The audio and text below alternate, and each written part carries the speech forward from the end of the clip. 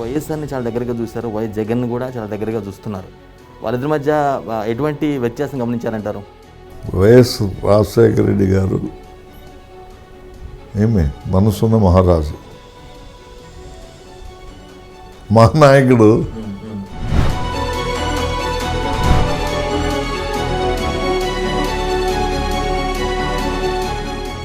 Sir, మీ తండ్రి గారు టీడీపీలో పనిచేశారు, బట్ మీరు మాత్రం కాంగ్రెస్ ఆ తర్వాత వైసీపీలోకి వచ్చారు. అంటే ఏంటి, టీడీపీని విభేదించి వచ్చేసారా, లేదంటే మీ ఐడియాలజీస్ వేరంటారా? రామారావు వైజాగ్లో అనుకుంటా మహానాడు పెట్టినప్పుడు ఎమ్మెల్యేలు గడ్డి తింటా ఉన్నాను ఏదో స్టేట్మెంట్ ఇచ్చినట్టుంది. వై వెంకటరామరెడ్డి గారి అధికారాన్ని ఉపయోగించుకుని ఆయన అల్లుడు మంజునాథ్ రెడ్డి గారు కొంచెం హైపర్ యాక్టివ్గా వ్యవహరిస్తున్నారని ఒక అలిగేషన్ ఉంది సార్. అది నిజమో కాదో మీరే చెప్పాలి. ఇంకా దీంట్లో పెద్దగా దీని గురించి ఆలోచన చేయాల్సిన అవసరం లేదు. నాకు కొడుకులు లేరు, నాకు ఉండేది 2 కూతుళ్ళు.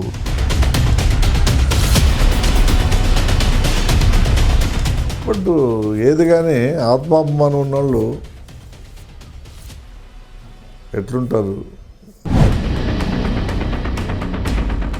సంక్షేమం దానిపై ఎక్కువ ఫోకస్ పెట్టి అభివృద్ధిని విస్మరిస్తున్నారు అనేది ఒక ప్రధాన అలిగేషన్ అయితే ప్రతిపక్షాల నుంచి కానీ జనరల్గా జనాల్లో ఉందేమన్న వాదన బలంగా ఉంటుంది. దీనికి మీ సమాధానం? చంద్రబాబు మాదిరి ఏ ఒక్కటి నెరవేర్చుకోకుండా ఏదో 5,000 10,000 వేసి పబ్బం గడుపుకునే రాజకీయం మేము ఎప్పుడు చేయము.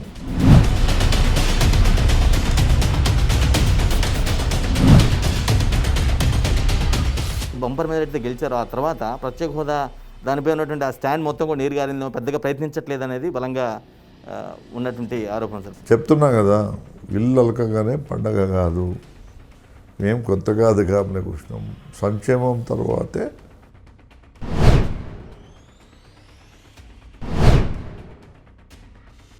ఇంకొక అలిగేషన్ ఏంటంటే కొన్ని కేసులు ఉండటం వల్లే కొంచెం సరెండర్ అయిపోయారు కేంద్రం ముందు వైఎస్ జగన్ అనేది ప్రధానంగా టీడీపీ కాంగ్రెస్ విఫలమైన దానికి ఈరోజు మోడీ నిలబడుతూ ఉన్నాడు అనే దాంట్లో ఎటువంటి ఇబ్బంది లేదు.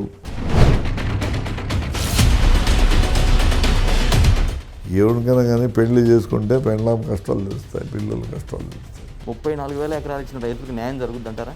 34,000 కాదు, ఇంకా ఎక్కువ దొబ్బినారులే. అంటే అక్షయ పాత్ర ఉంటే ఇబ్బంది లేదు సార్, కానీ అప్పులు చేస్తేనే ఇబ్బంది అవుదాం ప్రజలకి కానీ నెక్స్ట్ జనరేషన్స్ కానీ.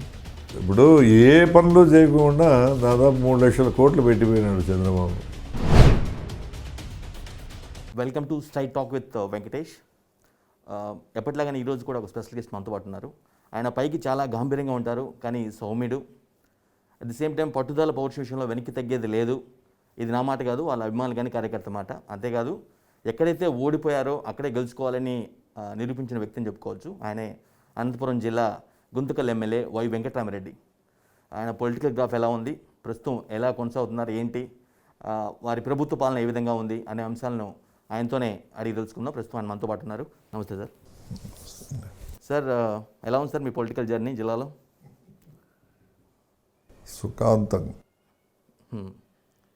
సుఖంగా మాకు పని లేదు. పని లేదు అంటే దాని అర్థం? మా నాయకుడు అన్నీ చాలా ట్రాన్స్పరెంట్గా ప్రజలకు అందుబాటులో ఉండే విధంగా ఒక సిస్టమ్ తీసుకురావడం. వాలంటీర్ సిస్టమ్ అనుకోండి, వార్డు సచివాలయం అనుకోండి, గ్రామ సచివాలయం అనుకోండి, వెరీ గుడ్ కాన్సెప్ట్. ఈ కాన్సెప్ట్ అనేది nobody expected, to be frank with you. మేము కూడా అనుకున్నాం, ఏంది ఇవన్నీ పెడతా ఉన్నాడు, ఇవన్నీ పెడతా ఉన్నాడు, వాట్స్ హ్యాపెనింగ్ అనేది మాకు అర్థం కాలే. అనుకోకుండా కరోనా వచ్చినప్పుడు మాత్రము దాని ఇంపార్టెన్సు బాగా బయటపడింది. నౌ ఐ థింక్, నాకు నా దృష్టిలో ఆల్ ఓవర్ ఇండియా అందరూ కూడా ఈ కాన్సెప్ట్, అంటే ఈ గ్రామ సచివాలయాలు, వాలంటీర్ సిస్టమ్, వార్డు సచివాలయాలు దీనిపైన ప్రతి ఒక్కరు కూడా it's a very good concept అని ఈవెన్ నాకు తెలిసి even Modi also recognise this system అనేది నాకుండే ఇన్ఫర్మేషన్. సార్ సచివాలయ వ్యవస్థ బాగున్నప్పటికీ కాంప్లిమెంట్స్ వచ్చినప్పుడు కూడా ఎక్కడో కొన్ని తప్పులు జరుగుతున్నాయి అనేది ప్రధాన ఆరోపణ సార్. ఎలా అంటే లైక్ వాలంటీర్లు వాళ్ళకి స్టడీ స్టాండర్డ్స్ లేకపోవడం తక్కువగా ఉన్నాయి, వాళ్ళకి పెద్ద జ్ఞానం లేదు, ఆ విషయంలో కొంత తప్పులు దాగిపడుతున్నాయి ప్రభుత్వ పథకాలు, అనుకున్న రీచ్ అవ్వట్లేదనే వాదన కూడా బలంగా వినిపిస్తుంది సార్. ఇందులో నిజం లేదంటారా? ఇప్పుడు సింపుల్గా చెప్పాలంటే హెల్త్ కేర్ తీసుకునే వాళ్ళకి ఆరోగ్య సమస్యలు ఎక్కువ. ఓకే.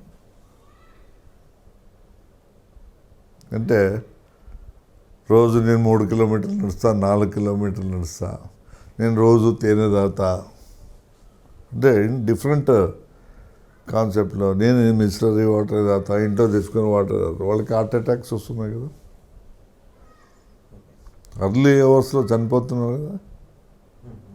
సిస్టమ్ అనేది ఏమే అది ఒక రూపకల్పన అంతే. ఆ సిస్టంలో పోండి ఏం చెప్తామని తప్పు. ఇప్పుడు ఒక మెడిసిన్ తీసుకునేటప్పుడు దాంట్లో రాసిట్టాడు, మనం ఎప్పుడు దాన్ని చదవము, ఏదో డాక్టర్ చెప్తే ట్యాబ్లెట్స్ వేసుకొని పోతుంటాం. కానీ నువ్వు బల్క్గా తీసుకున్నప్పుడు దాంట్లో ఒక ఇంత పెద్ద లిస్ట్ దాని అలర్జీ ఏమి చూస్తున్నామా, అవన్నీ చూస్తున్నామా, ట్యాపెన్స్ అంతే. ఇప్పుడు అది ఒక మంచి మెడిసిన్ అయితే ఉపయోగపడుతుందా లేదా అని చూస్తాం, కానీ ఉపయోగం ఉంటేనే కదా ఇంటేక్ ఉంటుంది. ఇది కూడా అంతే. దీనికి ఎందుకంత ఆలోచన? ఇప్పుడు సైడ్ ఎఫెక్ట్స్ ఉంటాయి. సార్ 2014 ఎన్నికల్లో స్వల్ప మెజారిటీతో ఓడిపోయినటువంటి వెంకటరామరెడ్డి 2019 ఎన్నికల్లో మాత్రం ఆల్మోస్ట్ 48,000 చిల్లర ఓట్లతో గెలుపొందారు. అది అంత పెద్ద గెలుపుకి మీ మీద ఉన్న సానుభూతి కారణం అంటారా, లేదంటే టీడీపీ పైన వ్యతిరేకత కారణం అంటారా, జగన్ మానియా అంటారా? మీకు తెలుసో తెలియదు, ఇంకా 5 బాక్సులు ఇచ్చింటే 50, 5 బాక్సులు ఇచ్చింటే 50,000 దాటుతూ ఉండే. నాకు మెజారిటీ వచ్చే బాక్స్లే బ్లాక్ చేసినాను. ఓకే. సరే, I don't know how it happened అండి. హ్యాపెండ్. వేల మెజారిటీ అనేది గొప్ప సమస్య కాదు, మనం ప్రజలకు ఏం చేస్తున్నాం అనేదే గొప్ప విషయం. ఓటమి గెలుపులు సాల్ in the game of life. ఎందుకు చెప్తున్నా అంటే ఒక ఓటమి గెలుపుకు నాందేనే నమ్మే వ్యక్తుల్లో మొదటి వ్యక్తిని. ఆ రకంగా జగన్మోహన్ రెడ్డి గారు కూడా అడిగినాడు నన్ను ఓడిపోయిన తర్వాత, ఏందన్నా వాట్ ఈజ్ నెక్స్ట్ అంటే, వదిలేయన్నా నాకు, నేను చూసుకుంటా. లాట్ ఆఫ్ ప్రాబ్లమ్స్ ఉంటాయి కదా ఓడిపోయిన తర్వాత, ఫైనాన్షియల్ కండిషన్స్, రకరకాల డిప్రెషన్ లేకపోవడం. నాకేం అవన్నీ ఏం లేదు. Because in the game of life we should face it, అంతే. We have to face it. Sir మీరు వైఎస్ఆర్ని చాలా దగ్గరగా చూశారు, వైఎస్ జగన్ కూడా చాలా దగ్గరగా చూస్తున్నారు. వాళ్ళిద్దరి మధ్య ఎటువంటి వ్యత్యాసం గమనించారంటారు? వైఎస్ రాజశేఖర రెడ్డి గారు మనసున్న మహారాజు, మహానాయకుడు. జనరల్గా మీరు అబ్జర్వ్ చేస్తే చూడండి,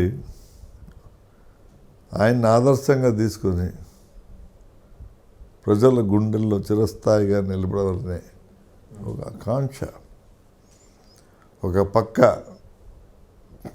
తండ్రి పేరును సార్థకం చేస్తూ, ఇప్పుడు గురువుని మించిన శిష్యుడు అంటారు, తండ్రిని మించిన తనయుడు అంటారు. ఇదే ఎగ్జాంపుల్. తండ్రి నుంచి తనడు అయినట్టేనా జగన్ గారు, వైఎస్ జగన్ గారు? 100%. ఈరోజు మేము మీటింగ్ లేకపోతే జనరల్గా మేము ముందు మీటింగ్లో ఎలక్షన్ ముందు రాజశేఖర రెడ్డి గారి గురించి గొప్పగా చెప్పుకునేవాళ్ళు. బట్ ఈరోజు ఈయన చేస్తున్న స్కీములు చూస్తే ఆయన గురించి మాట్లాడాలన్నా కూడా ఆయన స్కీములు ఈయన స్కీములు అంటే దాదాపు 1.5 గంటన్నర, 2 గంటలు, 3 గంటలు అవుతుంది. But very good, is doing.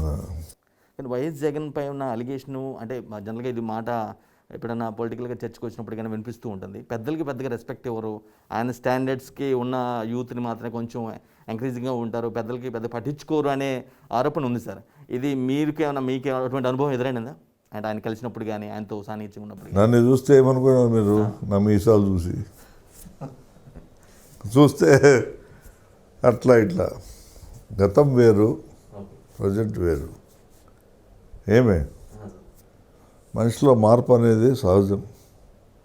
ఇప్పుడు మన పిల్లల్ని చూస్తూ ఉంటాం, వాడు ఏం చేసినా యాక్సెప్ట్ చేస్తాం. చిన్నప్పుడే భావాల్ని మన పరిగణలోకి తీసుకోవడం అనేది చాలా పొరపాటు నా దృష్టిలో. ఈవెన్ నేను కూడా ఒకప్పుడు ఫెరోషియస్గా ఉన్న వ్యక్తే. ఈరోజు నన్నే ఏం ఇంత సాఫ్ట్గా తయారైపోయినాడని సంథింగ్. మన దానికి వయసు అనుకోండి, మెచ్యూరిటీ ఆఫ్ మైండ్ అనుకోండి, రియల్లీ నేను చెప్తున్నా, నేను ఎప్పుడు కూడా ఊళ్ళో కూడా నేను ఎమ్మెల్యే కావాలని ఆలోచన చేయలే. ఆ ఆలోచన కూడా నాకు లేదు. శివరామన్న ఎలక్షన్లో పనిచేసిన, ఆయన్ని గెలిపించినాము, ఆయన్ని ఇండిపెండెంట్గా వేయించింది కూడా నేనే. రాజకీయాల్లోకి రావాలని ఫస్ట్ టైము టికెట్ రాకపోతే ఇండిపెండెంట్ చేస్తే దాదాపుగా 35,000 అప్పట్లోనే. సో కాంగ్రెస్కి డిపాజిట్ వచ్చింటే మేము గెలిచేవాళ్ళు. ఈరోజు పయ్యవల కేశవ్ క్యాస్ట్ అనుకోండి, వాళ్ళ ఇద్దరు ఓట్ అయిపోయారు. టు బీ ఫ్రాంక్, జరిగే రాజకీయ పరిణామాలు ఎట్లుంటాయంటే ఇన్ జనరల్గా శివరామన్న వద్దులేరా నా మాట, నువ్వు ఎందుకు మనం ఇండిపెండెంట్గా వేయమన్నాను. ఎక్కడో చోట టర్నింగ్ పాయింట్ మనిషికి అవసరం. ఆ టర్నింగ్ పాయింట్ అనేది భగవంతుడు కల్పిస్తాడని నేను అనుకుంటున్నా. ఆ రోజు ఆయనకి పాలిటిక్స్ ఇంట్రెస్ట్ లేకపోయినా నేను బలవంతంగా ఆయన ఇండిపెండెంట్గా ఇప్పించిన. మన స్ట్రెంత్ ఏమో మనకు తెలిసింది. అంటే మా ఫాదర్ కూడా ex-MLA, he was TDP MLA. ఆయన కూడా అంటే రామారావు, యాక్చువల్గా రామారావు నాయన మెడ్రాస్లో ఫ్రెండ్స్. అప్పుడు ఆ ఫ్రెండ్షిప్ ఎట్లా డెవలప్ అయిందంటే కూడా చెప్తున్నాను. ఇక్కడ సినీ ఇండస్ట్రీ ఉండే, సినీ డిస్ట్రిబ్యూషన్ సెంటర్ ఇది గుంటకల్.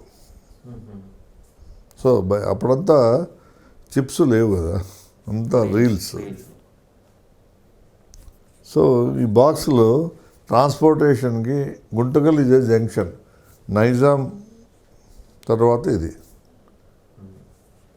సో వీళ్ళందరూ విజయ ప్రొడక్షన్స్, తర్వాత VMC, almost all major industries of cine field ఇక్కడి నుంచే మూవ్ అయ్యేది. అదిగాక మా ఫాదర్ వచ్చేసి he was a student of Madras. మీకు తెలుసో తెలుదు, at the age of 8th 9th చదివేటప్పుడు అప్పటికే ఈ హ్యాడ్ అన్ ఇంపోర్టెడ్ వెహికల్ అప్పట్లోనే. ఎందుకంటే అంటే 3 ప్రాపర్టీస్ ఆయన కలిసి వచ్చాయి. ఒకటి ఇప్పుడు మేము 3 ఎమ్మెల్యే అని కారణం అదే. ఆల్రెడీ ఆయన ఎమ్మెల్యే, శివరామన్న ఎమ్మెల్యే, ఉరకొండ కాన్స్టిట్యున్సీలో ఉండి ఈ కాన్స్టిట్యున్సీకి నేను అనుకుండా రావడము, తర్వాత ప్రజలు ఆదరించడం అనేది it is all good will, అంతే, నథింగ్ బట్ గుడ్ విల్. ఈ రకంగా స్టెప్ బై స్టెప్ అంటే 3 రకాలుగా 3 కాన్స్టిట్యున్సీలో గెలిచేదానికి ఎందుకు అందరూ అనుకుంటారు, మీరు ఎట్లా ఎంత వైడ్ స్ప్రెడ్ అయినారని ఎమ్మెల్యేలు కూడా అడుగుతూ ఉంటారు. See my father was 1 lonely man. అప్పుడు మా కుటుంబంలో 1 సంతానం, మళ్ళా 1 సంతానం కోసమే మా తాత ఆదోని దగ్గర బద్రేహాళ్ అని విలేజ్, వాళ్ళు కూడా అప్పుడు రాహు బహదూర్లు. అంటే వాళ్ళు ఏదైనా మేము ట్రైన్కి పోవాలంటే ట్రైన్ కూడా 15-20 మినిట్స్ స్టాప్ చేసి వాళ్ళు వచ్చిన తర్వాత ట్రైన్ మూవ్ అయింది. అప్పట్లో రావు బహదూర్ అంటే బ్రిటిష్ కాలంలో ఆ ఫ్యామిలీ నుంచి వచ్చిన మదరు. అదంతా అట్లా జరుగుతూ వచ్చింది. సార్ మీ తండ్రి గారు టీడీపీలో పనిచేశారు, బట్ మీరు మాత్రం కాంగ్రెస్ ఆ తర్వాత వైసీపీలోకి వచ్చారు. అంటే ఏంటి, ఏదైనా వ్యక్తిగతంగా పార్టీని టీడీపీని విభేదించి వచ్చేసారా, లేదంటే మీ మీ ఐడియాలజీస్ వేరంటారా? ఒకటి చెప్పుద్దా, మా తండ్రి గారు అప్పుడే ఏమే టీడీపీని వీడి ఏమే రామారావు వైజాగ్లో అనుకుంటా మహానాడు పెట్టినప్పుడు ఎమ్మెల్యేలు గడ్డి తింటా ఉన్నాను ఏదో స్టేట్మెంట్ ఇచ్చినట్టుంది. ఆ రోజు గాట్ హార్ట్. ఒకటే చెప్పినాడు, అందరినీ ఘాటికి కట్టేస్తే అప్పట్లో ఇది ఒక సామెత రాయలసీమ. ఇప్పుడు ఎద్దినిందంటే ఘాటికి కట్టేమని చెప్పే రాజకీయం రామారావు చేస్తే ఒకవేళ అఫ్కోర్స్ డిడ్ గుడ్ థింగ్స్. నేను అయితే ఆయన్ని విమర్శించదలుచుకోలేదు, నేను కూడా రామారావు ఫ్యానే. అప్పట్లోనే రామారావు అంటే పడి చచ్చేవాడు చిన్నప్పుడు, కృష్ణుడు అనుకో రాముడు అనుకో. అట్లని కాదు, పార్టీ పెట్టిన తర్వాత కూడా ఆయన ఒక కామెంట్ చేశాడు. దానివల్ల సో ఫాదర్ గాట్ హర్ట్.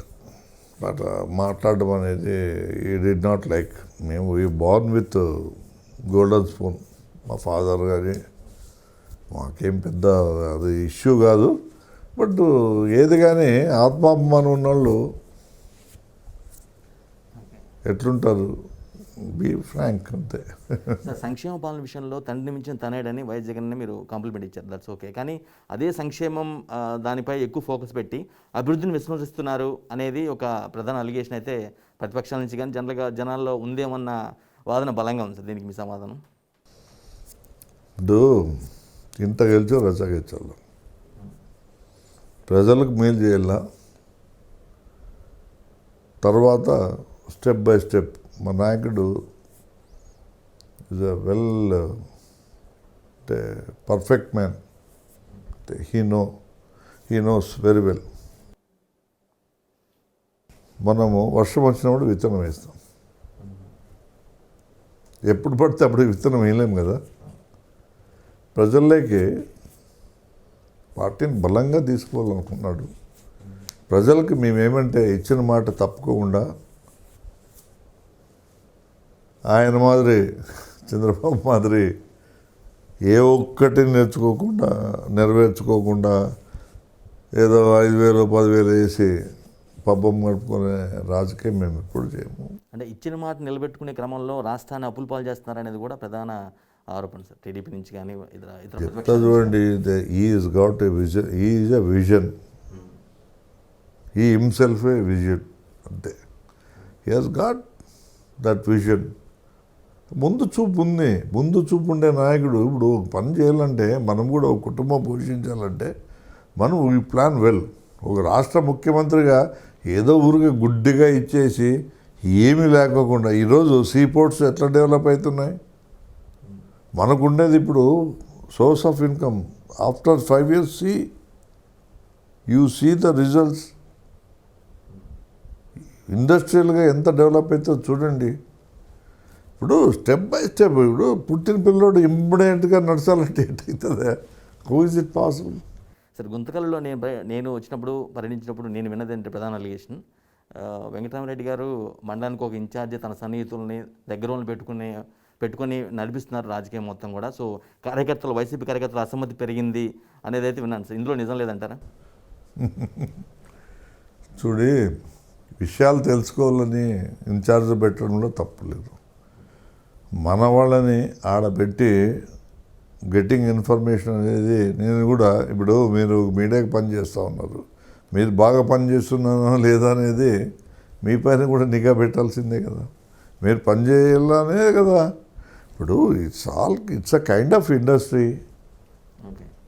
ఇప్పుడు పాలిటిక్స్ కూడా ఎట్లయిపోయినాయి మీకు తెలియదా?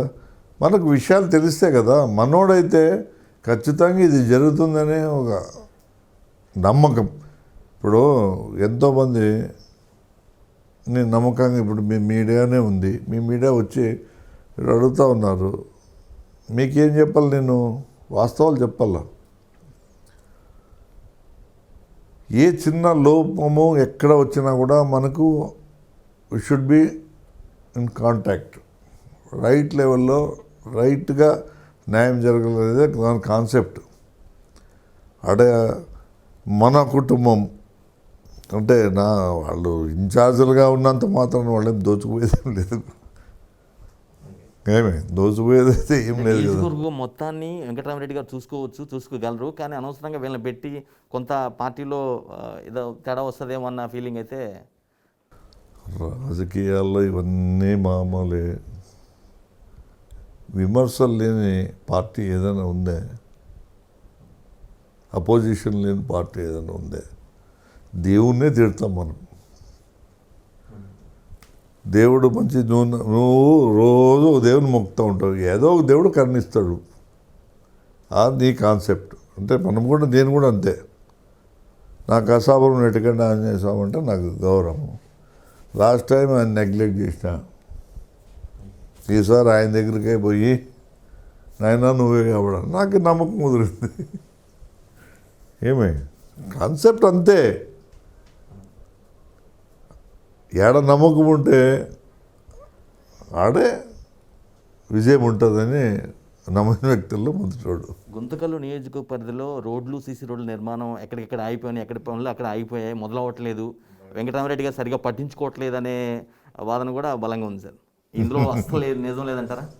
ఒక్కటి చెప్పుందా, ఈ విషయం గురించి నాకు తెలిసి దాదాపు 2 నెలల కింద జగన్మోహన్ రెడ్డి గారితో డైరెక్ట్గా పోయి నేను చెప్తాను, పాలసీలోనే మార్పు వచ్చింది, బట్ ఇట్ టేక్స్ టైం. ఒక పాలసీ డిసిషన్ తీసుకున్న తర్వాత ఏం జరుగుతుంది? ఇప్పుడు వంట వండాలంటే ఏమవుతుంది? Takes time. నీకు ఆకలైందని ఇప్పటికిప్పుడు బియ్యము కలిపి నీకు బియ్యం పెట్టలేము కదా, అన్నం వడ్డించాలా. అన్నం వడ్డించాలంటే ఉడకాలి కదా, కూరలు కావాలి కదా. ఇది కూడా అంతే. ఒక పాలసీ తీసుకున్నారు, we are coming with great policy. అది ఇంప్లిమెంట్ అవ్వడం అనేది చాలా ముఖ్యం కదా సార్, త్వరగా. నేను చెప్తున్నాను కదా, ఇట్ టేక్స్ టైం. ఇప్పుడు మీరేమో ఇంప్లిమెంట్, నేను చెప్తున్నా కదా, ప్రతి దానికి ఏమి ఒక ప్రోడక్ట్ అనేది ఆయన యాక్చువల్గా మంచి ఉద్దేశంతో పెట్టినాడు.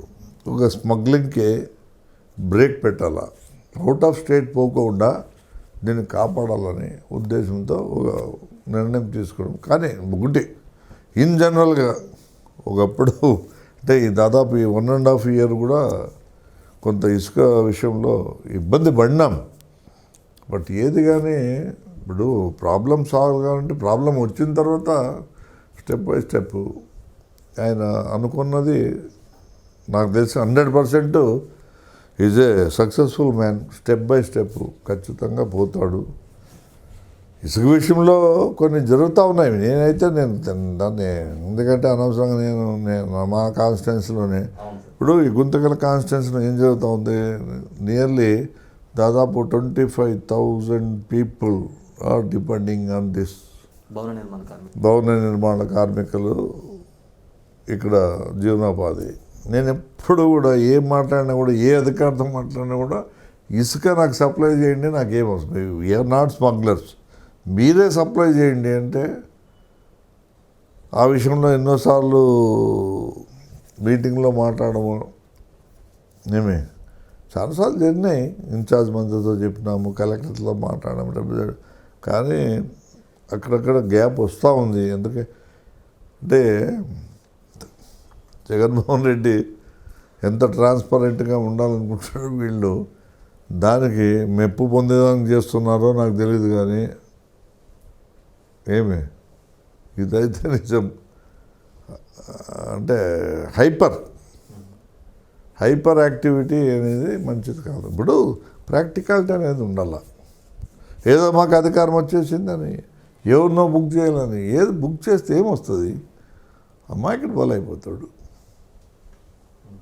Yes, definitely.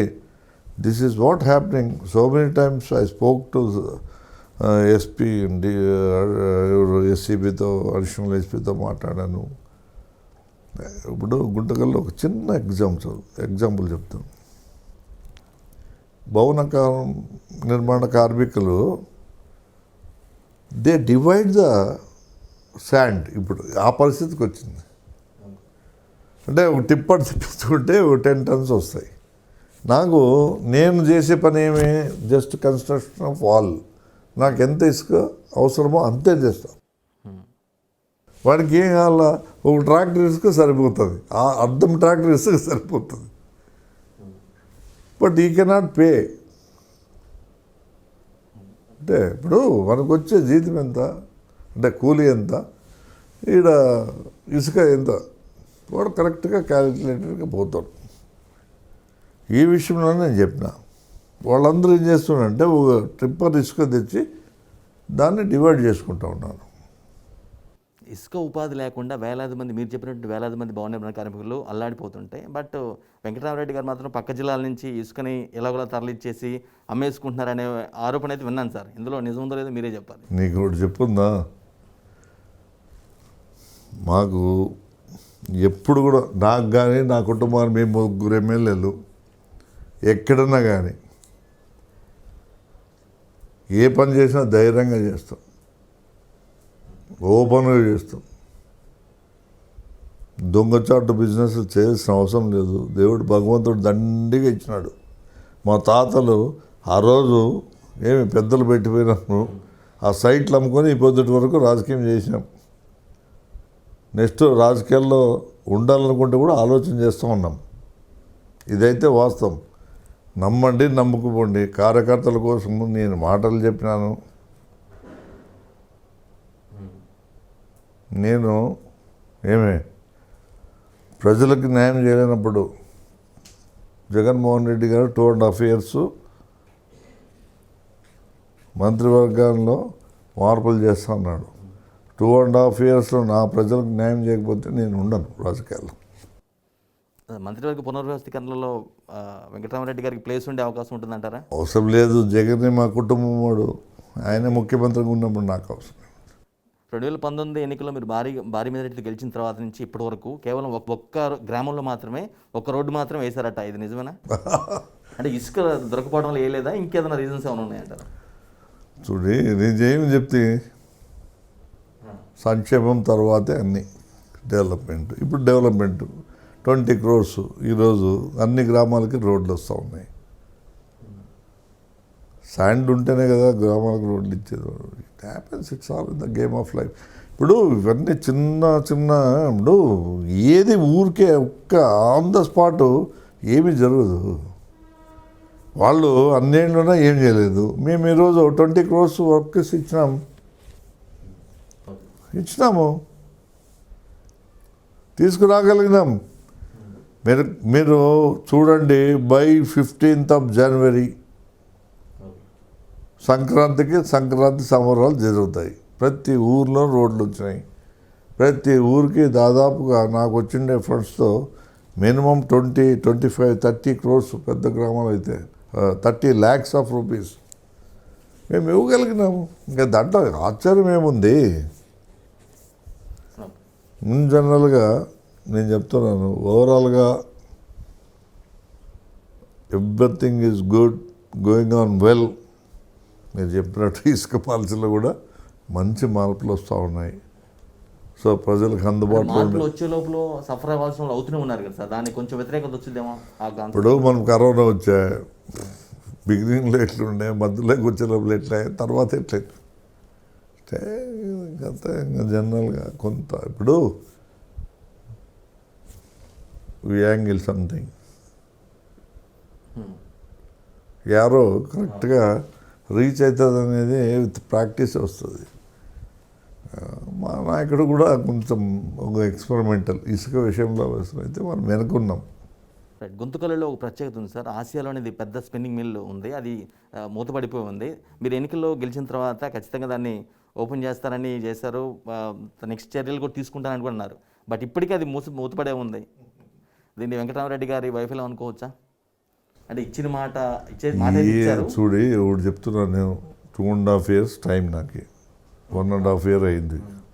నేను ఇచ్చిన మాట అంటే ప్రజలకి నీళ్ళు ఇస్తా అన్నా, ప్రతి చెరువు నీళ్ళు నింపుతా అన్నా. ఈరోజు జియో ఇష్యూ చేయబడింది, టెండర్ అయిపోయింది, ల్యాండ్ అక్విజిషన్ జరుగుతూ ఉంది. ఏమే దాదాపుగా దాని నుంచి నా యొక్క కాన్స్టిట్యున్సీకే కాదు, ఈవెన్ ఉర్రకొండ కాన్స్టిట్యున్సీలో కూడా వజ్రకర్ణ మండలంలో దాదాపు 6 చెరువులు నింపి దాదాపుగా 13 చెరువులు గుంతకల్ కాన్స్టిట్యున్సీలో ఆ రోజు మాట చెప్పినాను, మాట ఆ జీవో ఇష్యూ చేయించిన. పామిడిని గ్రామ పంచాయతీ చేస్తానన్నాను త్వరలోనే, short time, matter of 15 days 20 days 1 month కావచ్చు. ఎందుకంటే మీకు తెలుసు జనరల్గా file should be circulated in ఈ ఊరికి బ్లడ్ బ్యాంక్ ఇస్తాను, అది కూడా ఆల్మోస్ట్ క్లోజింగ్ స్టేజ్లో బ్లడ్ బ్యాంక్ తీసుకురాగలుగుతున్నాం. ఇక రకరకాలుగా డెవలప్మెంట్స్ జరుగుతూ ఉన్నాయి. ఇచ్చిన మాట తప్పే ప్రసక్తే లేదు. నాకు తెలిసి ఇంకో మ్యాక్సిమం 2-3 monthsలో మిల్లు షూరా 2-3 monthsలో విషయాలు సెటిల్మెంట్ అవుతాయి. అంటే మన government hand over, liquidity problem అంటే కొంత బ్యాంక్స్ అప్పులు ఉన్నాయి, ఆ అప్పుల్ని గవర్నమెంట్ కట్టాల్సి ఉంది. అది 8 to 10 crores. సో అప్రాక్సిమేట్గా మీ అంచనా ప్రకారం ఎన్ని నెలల లోపల తెచ్చుకునే అవకాశం ఉందంటారు? 2.5 yearsలో అన్నీ కంప్లీట్ చేయకపోతే నేను రాజీనామా చేసిపోతాను. నువ్వు ఈ దాని గురించి ఆలోచన చేయదు. ఇచ్చిన మాట నేను ప్రతి ఒక్కరికి చెప్తున్నాను, ఇప్పుడు కాదు ఎప్పుడు ఒకటే చెప్తాను. గుత్తి ఫోర్టును కూడా డెవలప్ చేస్తాను, మీరు నమ్మండి నమ్మకపోండి. బుడగ ఎస్పెషల్లీ బుడగ జంగములకి క్యాస్ట్ సర్టిఫికేట్ ఇప్పిస్తా అన్నాను. ఆల్మోస్ట్ దాని కమిటీ రిపోర్ట్ వచ్చేసింది. ఇప్పటికే చేయూత అంటే 60 నుంచి 45 నుంచి 60 ఏళ్ళ వాళ్ళకి దే గాట్ సర్టిఫికేట్. అఫీషియల్గా రాకపోయినా కూడా జగన్మోహన్ రెడ్డి కన్సల్టేషన్ తీసుకొని వాళ్ళకి కూడా అవకాశం కల్పించినాడు. నాకు తెలిసి కొంత, ఎందుకంటే మీరు చూస్తూ ఉన్నారు ఇంకా కోర్టులు కూడా ఏ చిన్నదానికి పెద్దదానికి ఏ రకంగా ఏదైనా ఒక డెసిషన్ తీసుకుంటే దానిపైన ఎవడో పోవడము, జీవోలు ఒక మంచి పని చేసేదానికి పోతే ఎవడో పోవడము, తెలుగుదేశం పార్టీ చేస్తుండే కార్యక్రమాలని మీకు తెలియదేం కాదు, ఒక మీడియాకి చెప్పాల్సిన అవసరం లేదు. కానీ అదే కోర్టు వరుసగా కూడా అదే కేసులపై ప్రభుత్వానికి మొట్టికాలేసింది తప్పించి వాళ్ళని తప్పు పట్టిన పరిస్థితులే కనిపించట్లేదు సార్. ఇది ఏమనుకోవాలి? కోర్టుల గురించి నేను పెద్దగా మాట్లాడాల్సిన అవసరం లేదు, కానీ ప్రజలు గుర్తిస్తూ ఉన్నారు what's happening in the game. మీది అదే ధైర్యం, ప్రజలు గుర్తిస్తున్నారనే ధైర్యం. ఇప్పుడు ఇవన్నీ ఇంతవరకు ఈ ఇళ్ల పట్టాలు ఇచ్చే విషయంలో కానీ ఇవన్నీ జరిగినాయంటే బికాస్ ఆఫ్ అంటే న్యాయస్థానం అనేది ఒక దేవాలయం. నాకు తెలిసి ఎవరో చెప్తా ఉండరు, రాజశేఖర రెడ్డి గారికి కొంతమంది అడ్వైజ్ చేసినారంట. ఇది చాలామందికి తెలియదు, నాకు తెలిసిన విషయం. ఆ రోజు వాళ్ళు వచ్చిపోయిన తర్వాత నేను పోయినా, రాజశేఖర రెడ్డి గారిని కలిసిన, పెద్ద ఆయన్ని, మా గురువు, మా తండ్రి తర్వాత మా తండ్రి మాకు ప్రాణభిక్ష పెడితే ఆయన రాజకీయ భిక్ష ఇచ్చాడు. ఆ విషయంలో ఎటువంటి అనుమానం లేదు.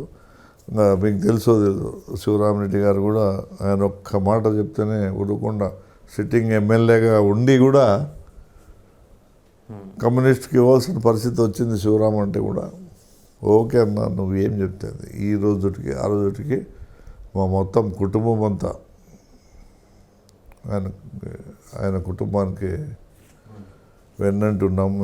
ఏం పెద్దగా ఆశించేది ఏం లేదు. వాళ్ళు బాగుంటే మనం బాగుంటాము. మన కుటుంబం సొంత కుటుంబం మాదిరే మేము కూడా వాళ్ళ కుటుంబంలో వ్యక్తులుగా కలిసిపోయినాము. కొత్తగా ఆలోచన చేయాల్సిన అవసరం అయితే ఏం లేదు. సార్ గుంతకల్ విషయానికి వస్తే రైల్వే జంక్షన్ అనేది చాలా పెద్ద విషయం సార్. గుంతకల్ రైల్వే జంక్షన్ అనేది చాలా పెద్దది. బట్ దాన్ని ఇంకా డెవలప్ చేసుకునే అవకాశం ఉన్నప్పుడు కూడా అంతగా చర్యలు తీసుకోవట్లేదు అనేది కూడా అది గతంలో కూడా పెండింగ్లో ఉంది. మరి మీ హయాంలో ఎలా అవుతుంది ఏంటనేది చెప్పేది నేను ఇవి సెంట్రల్కి సంబంధించిన విషయం. All in the hands of Modi. యాక్చువల్గా వైజాగ్ అక్కడ ఇంత కన్వీనియంట్గా ఫీజిబిలిటీ ఉండే ఏరియా లేదు. కానీ అది నాకు తెలిసి ఒడిశా సెక్షన్లో ఉన్నట్టుంది.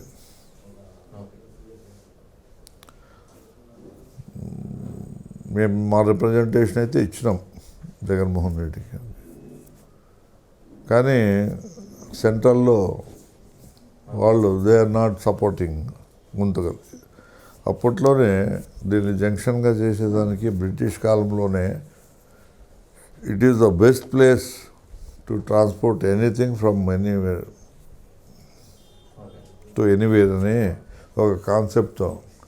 మీకు తెలుసో తెలియదు, గుంతకల్ ఇట్స్ లైక్ ఊటీ. అంటే అంత చల్లగా లేకపోవచ్చు కానీ బట్ మీకు తెలుసు కదా, ఎర్రోళ్ళు ఎక్కడ అబౌవ్ సీ లెవెల్లో అప్పుడు తీసుకునేవాళ్ళు. అంటే సీ లెవెల్ని బేస్ చేసుకొని even Bengaluru is called Bengaluru atmosphere ఇక్కడ ఉంటుంది. ఒక గుంతకల్లోనే చూస్తారు మీరు. ఈ సరౌండింగ్లో ఎక్కడా చూడలేరు. దానికి టైం పట్టిద్ది అంటారా ఆ ఏర్పాట్లకు సంబంధించి? గుంతకల్ రైల్వే జంక్షన్ డెవలప్మెంట్కి ఇంకొంత డెఫినెట్గా ఇవి సెంట్రల్ సంబంధించిన విషయము. మేమైతే మా ప్రపోజల్ పంపించినాము. కనీసం సెకండ్ జోన్ కన్నా ట్రీట్ చేయండి. There is lot of land is available. Lot of అంటే జంక్షన్ పాయింట్కి ఆ రోజు అప్పట్లోనే ఇది గుర్తించినారు. నేను బేసుకొని ట్రాన్స్పోర్టేషన్ విషయంలోనే ఇప్పుడు మా ఎంపీ గారు మేము అంతా కలిసి వెజిటబుల్స్ ట్రాన్స్పోర్టేషన్ కోసము, పండ్లు ట్రాన్స్పోర్టేషన్ కోసము ప్రత్యేక రైలు కూడా వేయడం జరిగింది. ఇట్లా జరుగుతూ ఉంటాయి కానీ బట్ ఇదే జంక్షన్ ఇదే కావాలా మెయిన్ అనేది ఏమి కాకుండా కనీసము రైల్వేకి గుర్తింపు ఉండే ఏరియా కాబట్టి వీఆర్ ట్రయింగ్ అవర్ రైల్వేస్. చూద్దాం. ఎందుకంటే మేము కూడా ఇనిషియల్ స్టేజ్లో ఉన్నాము. ఫస్ట్ టైం ఎమ్మెల్యే అయినాము. స్టెప్ బై స్టెప్ పోదాము. ఇప్పుడు నేను చెప్తున్నా కదా, ముందు నుంచి ఏదన్నా చేయాలనుకుంటే ముందు ఇన్ జనరల్గా లోకల్గా మనము ప్రజలకు మేలు చేసిన తర్వాత ముందు పోదామని మీకు అందరికీ తెలుసు. ఈవెన్ కరోనా విషయంలో కరోనా టైం అప్పుడు కూడా ఇక్కడ ఎంత ఇక్కడే ఒక హాస్పిటల్ పెట్టి 2 అంబులెన్స్లు పెట్టి ఆ రోజు 15,000 20,000 కరోనా పీరియడ్లో ట్రాన్స్పోర్టేషన్కి ఇబ్బంది అవుతుంది. ఎవరు ముందుకు రావడం లేదు. వాళ్ళు దే ఆర్ డిమాండింగ్ లాట్. అంటే ఇక్కడి నుంచి అనంతపురం తీసిపోయేదానికి 20,000 డిమాండ్ చేసేవాళ్ళు. అంటే వాళ్ళ లైఫ్ రిస్కే కదా. అప్పుడున్న పరిస్థితుల్లో మన ఇంటిలో సొంతము నేను నా భార్యను నమ్మే పరిస్థితి లేదు, నా భార్య నన్ను నమ్మే పరిస్థితి లేదు. It was true.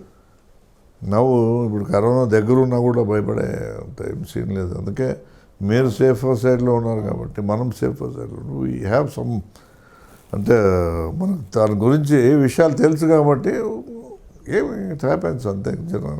వస్తుంది పోతుంది, జాగ్రత్తలు తీసుకుంటే బతుకుతామనేది నమ్మకం. నేను మీ గురించి విన్న పక్కా పొలిటికల్ అలిగేషన్ ఏంటంటే సార్, మీ అన్నదమ్ముల సోదరులంతా కూడా వారికి పక్క లెక్కకు మించినట్టు ఆస్తులు ఉన్నాయి, కేవలం వాటిని కాపాడుకునేందుకు మాత్రమే రాజకీయాల్లో ఉన్నారు అనేది నేను విన్న అలిగేషన్ సార్. అది దానికి మీరే సమాధానం చెప్పారు. ఉండే ఆస్తులన్నీ పోగొట్టాం. ఇంట్లో పెండ్లాలు పోతే చెట్టన్నం కూడా పెట్టరు మాకు. ఏమంటే పైకి ఆడంబరంగా కనబడతాం. మా వెహికల్స్ పైన బీమా క్యాప్షన్ కనబడుతుంది. ఏమి అప్పుడప్పుడు మా డ్రాయర్లు మా బనీలు చూస్తే మీకు అర్థమవుతుంది. ఏదో ఒక సినిమాలో చూసింటి, అది చెప్పుకుంటే బాగుండదు, కడుపు కోసుకుంటే కాళ్ళ మీద పడుతుంది అంటారు పెద్దలు. అంటే గతంలో బాగా ఉన్నాయి కానీ పాలిటిక్స్లోకి వచ్చిన తర్వాత పోయినాయి అని అంటున్నారు మీరు ఆస్తులు? ఇప్పుడు రాజకీయాలు ఒకప్పుడు ఎట్టుండేవంటే నామినల్ ఖర్చుతో రాజకీయ నాయకులు అయ్యేవాళ్ళు. ఒక గౌరవమైన వ్యక్తితో ముందుకు సాగేవాళ్ళు. ఈరోజు ఆ పరిస్థితి లేదు. మీకేమి మాకేమి, ఎంత మనం మంచి చేసినా, ఎంత పర్ఫెక్ట్గా ఉన్నా, ఆ టైం వచ్చే లోపలే వాడింత ఇచ్చినాడు మాకేమి అంటారు. సరే, ప్రజల్లో మార్పు రావాలని జగన్మోహన్ రెడ్డి ఈరోజు ఏ నాయకునితో సంబంధం లేకుండా ఈ వాలంటీర్ సిస్టమ్ ద్వారా అనుకోండి, ఇంకో సిస్టమ్ ద్వారా అనుకోండి, అంటే ఈ వార్డు సచివాలయం, గ్రామ సచివాలయం ఎంత ట్రాన్స్పరెంట్గా డైరెక్ట్గా వాళ్ళ అకౌంట్లో పడే విధంగా తీసుకుని వచ్చినా కూడా రేపు ఎలక్షన్స్కి మేము పోతే మీరు ఎక్కడ మన దూరం ఎమ్మెల్యే ఎలక్షన్ వరకు కూడా ఆలోచన చేయొద్దండి. మీరు చూడండి, ఈ ఎలక్షన్లోనే రాబోయే మున్సిపాలిటీ ఎలక్షన్స్, లోకల్ బాడీస్ ఎలక్షన్స్లో చూడండి వాట్ విల్ హ్యాపెన్. ఎన్ని స్కీమ్స్ తీసుకొచ్చినాడు. నాకు తెలిసి ప్రతి కుటుంబానికి 1,00,000 నుంచి 1,50,000 దే ఆర్ గెటింగ్ బెనిఫిటెడ్. ఎవ్వరు ఎలక్షన్ అంటేనే ఏదో బెనిఫిట్, డబ్బు ఇస్తేనే ఓటేస్తాము అనే పరిస్థితుల్లో నుంచి మార్పు తీసుకురావాలని ఇంత చేస్తూ ఉన్నాడు. Let us wait and see. నేను విన్న పొలిటికల్ అలిగేషన్ ఏంటంటే వై వెంకటరామరెడ్డి గారి అధికారాన్ని ఉపయోగించుకుని ఆయన అల్లుడు మంజునాథ్ రెడ్డి గారు కొంచెం హైపర్ యాక్టివ్గా వ్యవహరిస్తున్నారు, అంటే కొంచెం అన్నిట్లో కూడా ఇన్వాల్వ్ అవుతున్నారు అనే ఒక అలిగేషన్ ఉంది సార్. అది నిజమో కాదో మీరే చెప్పాలి. మరి నేను ఒకటి చెప్పుందా, ప్రతిరోజు నేను ఇంట్లో ఉండలేను. ప్రజలు ఏమనుకుంటారు, ఎప్పుడూ దొరకడప్ప ఎమ్మెల్యే ఏడో తిరుగుతూ ఉంటాడు అని. ఎందుకంటే మీకు తెలుసు, షెడ్యూలు పెళ్ళికి పోతాం, 15-20 పెళ్ళిళ్ళు ఉంటాయి, అన్నీ అటెండ్ ఇచ్చేదానికి. ఈవెన్ ఇప్పుడు మాకు కూడా షార్టేజ్, మేము కూడా పోలేక ఆయన్ని కూడా పంపిస్తూ ఉన్నాము. ఆ కూతురు నైరుతి రెడ్డి కూడా she is also active and she is doing well. ఇప్పుడు ఎవరెవరు, ఇప్పుడు నీకు ఒక ఇబ్బంది వస్తుంది, నీకు ఇన్ టైంలో నీకు పని జరగల, నేను లేనప్పుడు పని జరగలన్నప్పుడు ఏం చేస్తాం, నీ కష్టము నేనే మంజునాథ్ రెడ్డి అనుకోండి, నాకు చెప్తావు. నేను వెంకటరామరెడ్డి అవైలబిలిటీ లేడు, మంజునాథ్ రెడ్డి ఉంటాడు, లేదంటే నైరుతి రెడ్డి ఉంటుంది. ఎవరికొరికే చెప్పాలా, ఏంపా ఇంత వచ్చినారు మీరు ఏమంటే వాళ్ళు ఏదో చెప్తారు, సర్లే మేము చెప్తాము, మాట చెప్తామని మాటపూర్వక సహాయం చేయొచ్చేమో. కానీ ఇంకా దీంట్లో పెద్దగా దీని గురించి ఆలోచన చేయాల్సిన అవసరం లేదు. నాకు కొడుకులు లేరు, నాకు ఉండేది 2 కూతుళ్ళు జగన్మోహన్ రెడ్డి మాదిరి. ఇంకా అంటే ఆయన పిల్లలకి పెళ్ళి కాలేదు, రేపు పొద్దున ఆయన పిల్లలకి పెళ్ళి అయితే ఆయన కూడా ఇప్పుడు ఉండే టైం సరిపోక అందరి దగ్గర పోవచ్చేమో. మనకేంటంటే కాన్స్టిట్యున్సీలో ఎవరో కనీసము టు నోట్ ద పాయింట్స్, అంటే నీ కష్టం పలానా వ్యక్తి వచ్చినాడు, పలానాది జరుగుతూ ఉంది, నాకు ఇన్ఫర్మేషన్ ఇచ్చేదానికి ఎవరెవరు ఉండాలి. ఈవెన్ పిఏఎస్ ఉన్నారు, పిఏఎస్తో కాని విషయాలు ఎమర్జెన్సీ టైంలో నువ్వన్నా చెప్పన్నా అన్నప్పుడు చెప్పాల్సి వస్తుంది, పరిస్థితి వస్తుంది. ఇన్ జనరల్గా జరిగేవే, ఏమి ఆ కుటుంబంలో జరగలేదు. ఓకే, అంటే మీ ఆప్షన్స్లో ఆయన పనిచేస్తున్నప్పుడు ఆయన ఎవరెవరు కలుస్తారు, ఏం జరిగిందనే విషయాలు మళ్ళీ మీకు ఇన్ఫర్మేషన్ అందుతుందా, లేదంటే మీరు ఆరాధిస్తారా? 100% ఆరాధీసే అవసరం ఏముంది, అల్లరి మీద ఆరాధీసేది ఏముంటుంది. మీరు భలే చెప్తారే స్వామి. ఆయన వస్తేనే మామ వీళ్ళు వచ్చినారు, వీళ్ళు వచ్చిపోయినారు ఈ రకంగా నేను చెప్పినాను అంటే, మళ్ళీ దాంట్లో ఏదైనా సివియారిటీ ఉంటే, ఏదైనా ఎక్కడైనా జరుగుతూ ఉంటే నేను డైరెక్ట్ ఆఫీసర్లు చెప్పి ఈ విధంగా పోండి, ఇట్లా పోతే ప్రాబ్లం సాల్వ్ అవుతుందని చెప్తాం. కానీ ఇది జస్ట్ ఇప్పుడు అందరూ నాతో మాట్లాడడానికి చెప్తున్నా కదా, నా ఆకారమే. మీ అల్లుడి మీద పూర్తి నమ్మకం ఉంది, మంచివాడు అంటారు. చూడి, కుటుంబ విషయాలకి వద్దు. ఏమే మంచి చెడు అనేది ప్రజలు గుర్తిస్తారు. మంచోడైతేనే కదా, చెడ్డోడైతే ఎందుకు పోతారు? ఇప్పుడు యాక్సెసిబిలిటీ ఉంటేనే నీ దగ్గరికి వస్తారు. ఒకసారి నువ్వు చూస్తావు, నువ్వు మంచోడ చెడ్డ. ప్రజలు చాలా తెలివిగా ఉన్నారు, దాని గురించి పెద్దగా ఏమి అంత ఆలోచన ఏమయ్యా నాకేమి ఇస్తామని ఎప్పుడు అడిగినాడా? ఏడన్నా ఒక్కసారి ఏమన్నా అడిగినాడా చెప్పు. అవన్నీ జరిగింటే కూడా నా నోటీసు రావు. ఒకవేళ జరిగిండొచ్చేమో నాకు తెలియదు, ఉండేది చెప్తున్నాను. ఒకవేళ ఉంటే నా నోటీస్ తీసుకొస్తే అవి కూడా సెటిలైట్ చేస్తాం. నాకు ఒకటి, జగన్మోహన్ రెడ్డి ట్రాన్స్పరెంట్గా ఉండాలనుకున్నాడు. దాంట్లో ఒక అడుగు ముందే ఉంటాను, కానీ నేను వెనక ఎప్పుడు ఉన్నాను. 2019 ఎన్నికల ముందు వరకు ప్రత్యేక హోదాపై చాలా స్టిఫ్గా స్టాండర్డ్గా ఉన్నారు సార్. దీక్షలు పెట్టారు, చేయాలి, ప్రత్యేక హోదా వల్లే మొత్తం కూడా రాష్ట్రానికి మేలు జరుగుతుందని చాలా ఒక బలమైన నమ్మకాన్ని జనాల్లోకి తీసుకెళ్ళగలిగారు. కానీ ఎప్పుడైతే బంపర్ మెజారిటీతో గెలిచారో ఆ తర్వాత ప్రత్యేక హోదా దానిపై ఉన్నటువంటి ఆ స్టాండ్ మొత్తం కూడా నీరుగారిందో, పెద్దగా ప్రయత్నించట్లేదు అనేది బలంగా ఉన్నటువంటి ఆరోపణ సార్, వైసీపీ మీద కానీ, వైసీపీ ఎమ్మెల్యేల మీద, ఎంపీల మీద కానీ. ఈ విషయంలో నాకు తెలిసి జగన్మోహన్ రెడ్డి గారు 3-4 సార్లు క్లారిటీ ఇచ్చినాడు. టీడీపీ ప్రభుత్వం ఉన్నప్పుడు, చంద్రబాబు నాయుడు గారు ముఖ్యమంత్రిగా ఉన్నప్పుడు ఆ ప్రత్యేక హోదాని పూర్తిగా డౌన్ లెవెల్కి తీసుకున్నాడు. అంతే, ఆల్మోస్ట్ డెడ్ లెవెల్కి తీసుకున్నాడు. మాకు ప్రత్యేక ప్యాకేజ్ కావాలని ఎప్పుడైతే లాలూచి పడినాడో ఆ రోజే గాన్ టు ద డాగ్స్. ఒక అంశాన్ని, అంత డౌన్ ట్రాడన్ లెవెల్లో ఉండే అంశాన్ని మళ్ళా పైకి తీసుకురావాలంటే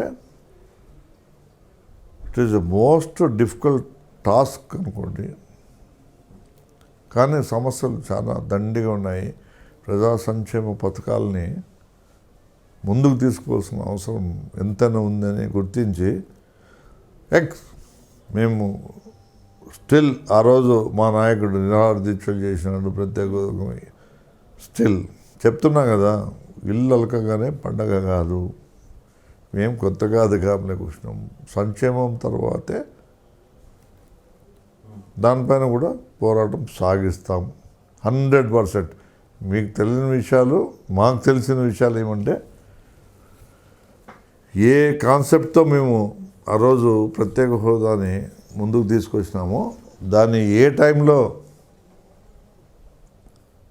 దానిపైన ఎడిటేషన్ చేయాలా అనే విషయం పైన ఖచ్చితంగా, అంటే సంక్షేమ పరంగా ఇవ్వని హామీలను కూడా అమలు చేస్తున్నటువంటి వైఎస్ జగన్ ఏదైతే బలంగా ఇచ్చారో హామీ హోదాకు సంబంధించి కేంద్రంతో పోరాట తీసుకొస్తామని, బట్ అది నెరవేరకపోతే మిస్ప్రామిస్గా అయిపోయి జనం ముందు నిలబడిపోవాల్సిన అవసరం ఉంటుంది కదా, అంటే దోషిగా ఉంటారు. మొత్తం అంతా చాటేసి చూస్తే అధిక వర్షాలు, కరోనా, మనం ప్రధానంగా ఇప్పుడు చూస్తున్న సమస్యలు, ఇటువంటి క్లిష్ట పరిస్థితుల్లో కొన్ని అంశాలను మనము తీసుకురావాలంటే ఇవి అవసరమా అని ప్రజలు క్వశ్చన్ చేసే పరిస్థితి అయితే ఉంది. ప్రత్యేక హోదా గురించి ఎప్పటికీ మేము కట్టుబడి ఉన్నాం. ప్రధాన అంశాలు ఏమంటే, కరోనా టైంలో వాళ్ళకి మంచి వైద్యం అందుబాటులో ఉందా? ఈరోజు మీరు తీసుకోండి గ్రాఫ్, ఏ స్టేట్ కూడా ఇంత మంచి ఫుడ్ పెట్టి, ఇంత మంచి ట్రీట్మెంట్ పెట్టి, ఇన్ని హాస్పిటల్స్ ఓపెన్ చేసి కరోనాని ఈరోజు కంట్రోల్ చేయగలిగినామంటే it is one of the best states in India. టెస్టుల సంఖ్య కూడా చాలా ఎక్కువ ఉంది, చేసింది చాలా కోట్లలో ఉంది. మీకు తెలుసు కదా, 1,30,00,000 దాటింటుంది నాకు తెలిసి ఇప్పటికి, ఈ రోజుకి నిన్నట్టుకునే సెన్స్ కరెక్ట్గా నేను చెప్పలేను. కానీ ఇంత ఇప్పుడు ఒక పక్క సంక్షేమ పథకాలు 2 సార్లు మనము రేషన్ ఇవ్వడము, తర్వాత హాస్పిటల్లో ట్రీట్మెంట్ తర్వాత 2,000 ఇవ్వడము, బయటకు వచ్చిన పేషెంట్లు హెల్తీ ఫుడ్ తీసుకోవాలని రకరకాల ఈవెన్ చూస్తున్నాం. నాడు నేడు కార్యక్రమాల ద్వారా పిల్లలకి ఆల్రెడీ స్కూల్స్ ఓపెన్ అయ్యాయి, చూస్తున్నాం కదా, అన్నీ చూస్తున్నాం. ఇప్పుడు ఒకటే కాదు, ఒక కాన్సెప్ట్తోనే ముందుకు పోతే మీరు ఏదో ప్రత్యేక హోదా it is a kind of development అంతే. ఇట్స్ అ పార్ట్ ఆఫ్ ఇది. అట్లని ప్రత్యేక హోదా కోసమే మనం టైం అంతా స్పెండ్. ఇప్పుడు it is not in the hands of state government, it is in the hands of central government. మీకు తెలుసు, సెంట్రల్ గవర్నమెంట్లో అపోజిషన్లో ఉన్నప్పుడు how is it possible, how was it? Last time ఏం జరిగింది, జగన్మోహన్ రెడ్డి గారు అంతా ఫైట్ చేసినప్పుడు అప్పుడున్న సీఎం ఈ కూడా సపోర్టెడ్ ద ఇష్యూ. ఈయన పోయి ఇప్పుడు వాటర్ ప్యూరిటీనే కల్మినేట్ చేసినాడు ఈయన. ఇప్పుడు వాటర్లో డ్రైనేజ్ వాటర్ని తీసుకొచ్చి కలిపేసినాడు. ఇప్పుడు డ్రైనేజ్ వాటర్ని ప్యూర్ వాటర్ నుంచి సపరేట్ చేయాలంటే టేక్స్ టైం అంతే.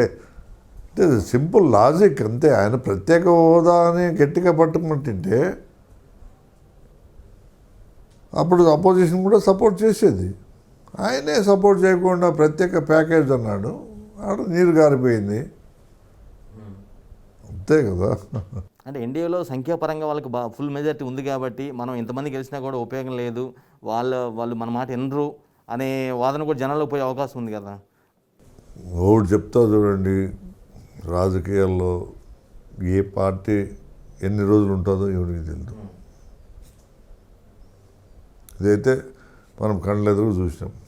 అంత బలమైన తెలుగుదేశం పార్టీ రామారావు ఉన్నప్పుడు, రామారావు తర్వాత మళ్ళా చంద్రబాబు తర్వాత ఏమైపోయినాయి. ఈరోజు మోడీ ప్రభుత్వం కూడా అదే చేస్తూ ఉంది. తప్పులు చేస్తూ పోతూనే ఉంటారు.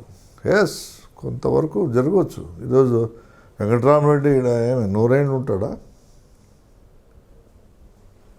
10 టర్ములు ఉంటాడా, 5 టర్ములు ఉంటాడా? అది తప్పు. ఇంకొక అలిగేషన్ ఏంటంటే కొన్ని కేసులు ఉండటం వల్లే కొంచెం సరెండర్ అయిపోయారు కేంద్రం ముందు వైఎస్ జగన్ అనేది ప్రధానంగా టీడీపీ కాంగ్రెస్ విఫలమైన దానికి ఈరోజు మోడీ నిలదొక్కుతున్నాడు అనే దాంట్లో ఎటువంటి ఇబ్బంది లేదు. అదైతే మేము చెప్తున్నాము. మోడీకి advantage, less luggage more comfort. ఆడ సీనే లేదు. ఎవరికైనా కానీ పెళ్లి చేసుకుంటే పెళ్ళాం కష్టాలు తెలుస్తాయి, పిల్లలు కష్టాలు తెలుస్తాయి. ఎవరికి పెళ్ళి వాడికి లేదు. ఈయన ఉండేవేమి నడిచిపెట్టి వచ్చినాడు, కనీసం ఉందనేదన్నా ఉంది, ఆయనకి అది లేకుండా ఉంది. మనం ఏం చేస్తాం? మీ పార్టీ అధినేత ముఖ్యమంత్రి వైఎస్ జగన్ తీసుకున్న 3 రాజుల నిర్ణయాన్ని జెన్యున్గా నిజంగా గుంతకల్ ప్రజలు స్వాగతిస్తున్నారా? నిజంగా మీరు మనస్ఫూర్తిగా చెప్పాలి ఆన్సర్. 100%. ఎలా అంత బలంగా చెప్పగలుగుతున్నారు? 100%. ఎందుకంటే వికేంద్రీకరణ అనేది చాలా ఇంపార్టెంట్. మనము ఎట్లా నష్టపోయినాము హైదరాబాద్ని డెవలప్ చేసి. ఒక్కసారి ఇప్పుడు దెబ్బ పడినాక ఇంకా ఇప్పటికీ మనము దాని నుంచి కోలుకోలేకపోతే, దాని నుంచి తెలుసుకోలేకపోతే మనం తప్పు చేసిన వాళ్ళం అవుతాం. చరిత్రహీనులుగా మిగిలిపోతాం. ఎస్, మా నాయకుడు ఎప్పుడూ మంచి పని చేస్తాడు. 100% కాదు, ఆ విషయంలో 200% నేను సపోర్ట్ చేస్తాను. ఓకే, 3 ఏరియాలకు కూడా న్యాయం చేస్తూ రేపు పొద్దున చెప్పలేము. భవిష్యత్తులో 5 జిల్లాలు రాష్ట్రం కావచ్చు. కానీ తీసుకున్న 3 రాజుల నిర్ణయం వల్ల ఆల్మోస్ట్ 29 గ్రామాల ప్రజలు ఇప్పటికీ 365 డేస్ నుంచి ధర్నాలు నిరాహార దీక్షలు చేస్తూ ఉన్నారు. వారి ఆందోళన ప్రభుత్వానికి కనిపించట్లేదంటారా? మేమేమి రాజధాని షిఫ్ట్ చేస్తామలే, రాజధానిని విడదీసినాం అంతే. ఇప్పుడు ఎగ్జిక్యూటివ్ సోర్సెస్ అంతా అక్కడ ఉంటాయి వైజాగ్లో. ఇంకా చట్టానికి సంబంధించినంత రాయలసీమలో ఉంటుంది. విజయవాడ శాసనకు సంబంధించి చట్టాలు నిర్ణయం చేసే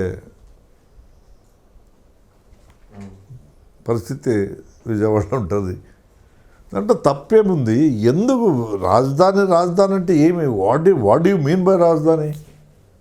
ఏమి రాజధాని అంటే రాజులు పరిపాలన చేస్తున్నారా? ప్రజల కోసం పరిపాలన చేస్తున్నాం.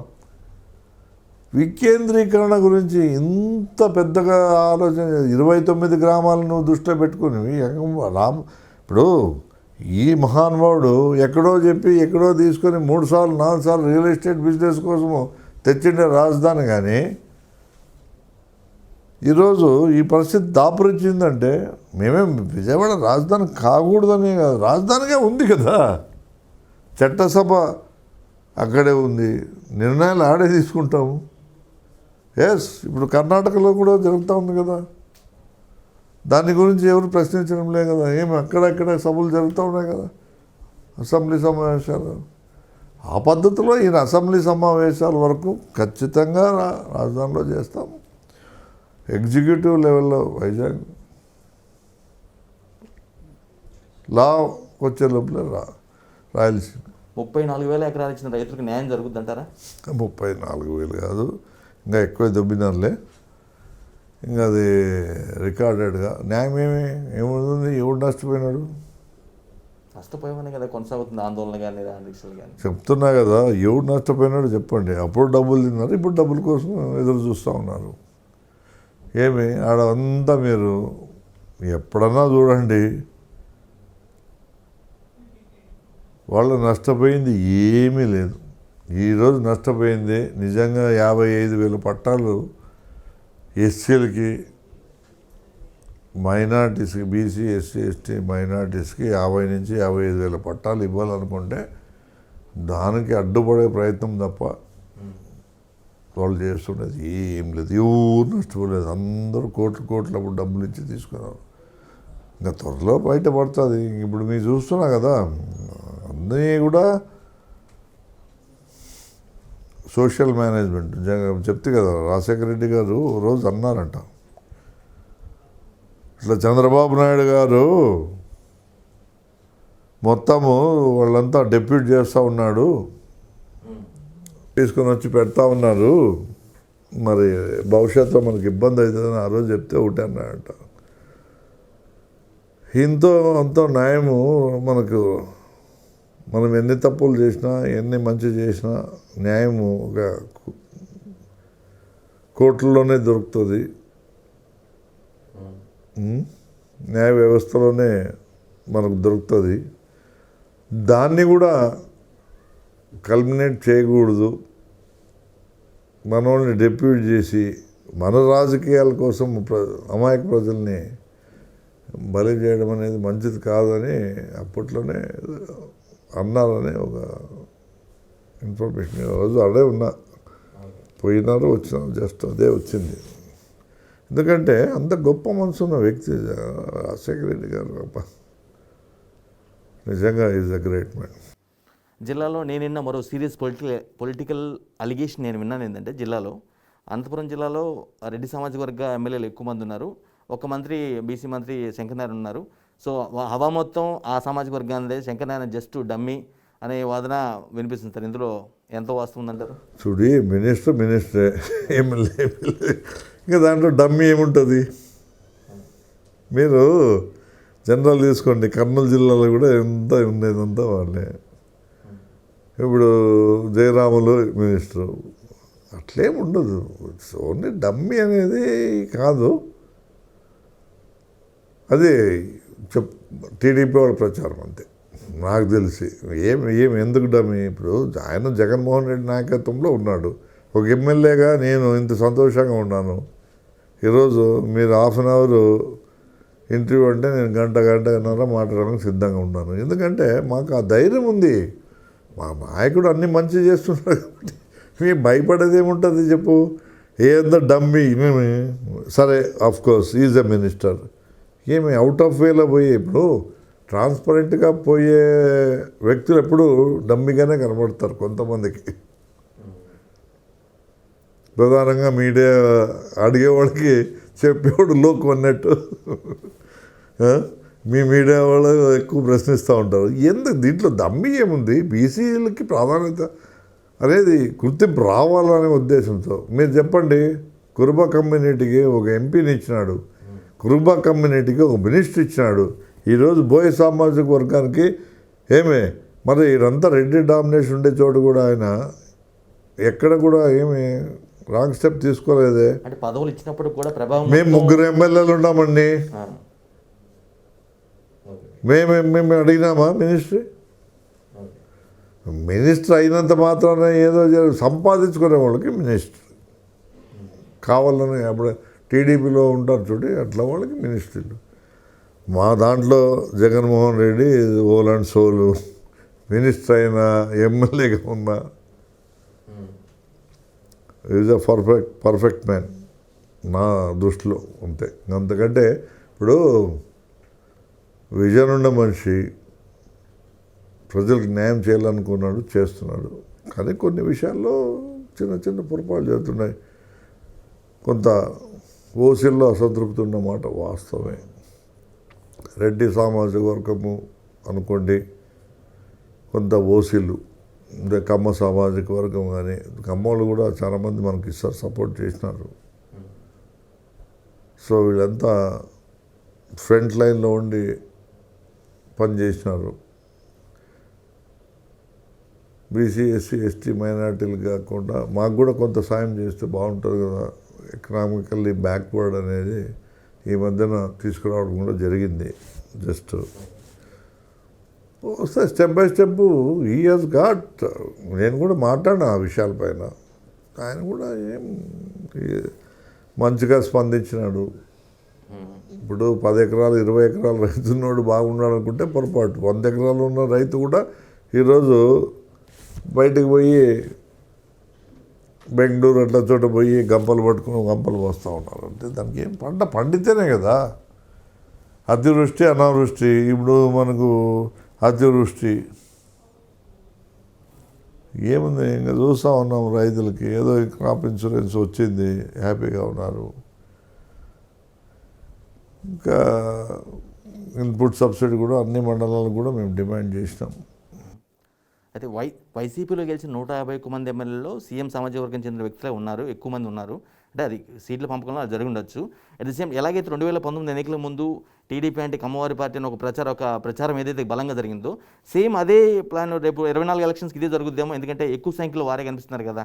సో ఆ నేపథ్యం ఒక నెగిటివ్గా పోయే అవకాశం ఉంటుంది ఓట్ల రూపంలో. ఎవరు కనబడినారు చెప్పండి. ఎక్కువ ఫిగర్ అంటే ఎమ్మెల్యేల పరంగా నేను చెప్పేది, మంత్రులు కాదు, మామూలుగా ఎమ్మెల్యేల పరంగా. లేండి ఇప్పుడు ఎప్పటికి మీరు ఒకటి ఆలోచన చేయండి. తెలంగాణ మనం కంబైన్డ్ స్టేట్గా ఉన్నప్పుడు కూడా అప్పుడు కూడా దాదాపు 90 to 100 ఎమ్మెల్యేస్ ఎప్పుడు. ఎందుకంటే నాయకుల పైన నమ్మకం అనేది మోర్ ఇంపార్టెంట్. ఇచ్చే గుణం ఉంటే, పెట్టే గుణం ఉంటే ప్రజలు నమ్ముతారు.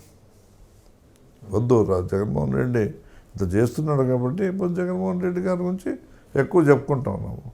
అదే చంద్రబాబు నాయుడు 5 ఏళ్ల కాలం మనకు మేమే భయపడుతున్నాం. రోజులు ఎట్లా గడుస్తున్నాయంటే ఆల్రెడీ 1.5 year అయిపోయాయి ఈ స్కీమ్స్తో.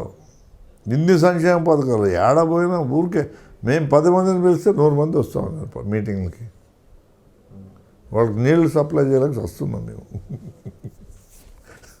బడ్జెట్లో కొన్ని పాలిటెక్నిక్ కాలేజ్ కానీ, మెడికల్ కాలేజీలు కానీ కొన్ని కేటాయింపులు జరిగాయి. కానీ ఇక్కడ గుంతకల్కి తీసుకురాలేకపోయారు వెంకటరామరెడ్డి గారు అని. ఎందుకంటే మీ సోదరుడు ఆధోనిలో తీసుకొచ్చారు, ఒకటి పాలిటెక్నిక్ కాలేజీలో తీసుకొచ్చారు. సో మీరు తీసుకురాలేకపోయారు, ఇది మీ వైఫల్యం అనుకోవచ్చా? అంటే నియోజకవర్గ ప్రజల్లో పాలిటెక్నిక్ కాలేజు టెండర్ అయిపోయింది, సైట్ చూపించినాము, ఆల్రెడీ ఆల్మోస్ట్ కన్స్ట్రక్షన్ లెవెల్లో ఉంది. మేమేమంటే ఇంకా మంచి సైట్ ఏదైనా ఉంటే అంటే అందుబాటులో ఉండే, కొంచెం దూరం అవుతుంది. మైనార్టీ పాలిటెక్నిక్ కాలేజ్ వచ్చింది, త్వరలోనే గవర్నమెంట్ పాలిటెక్నిక్ కాలేజ్ కూడా వస్తుంది.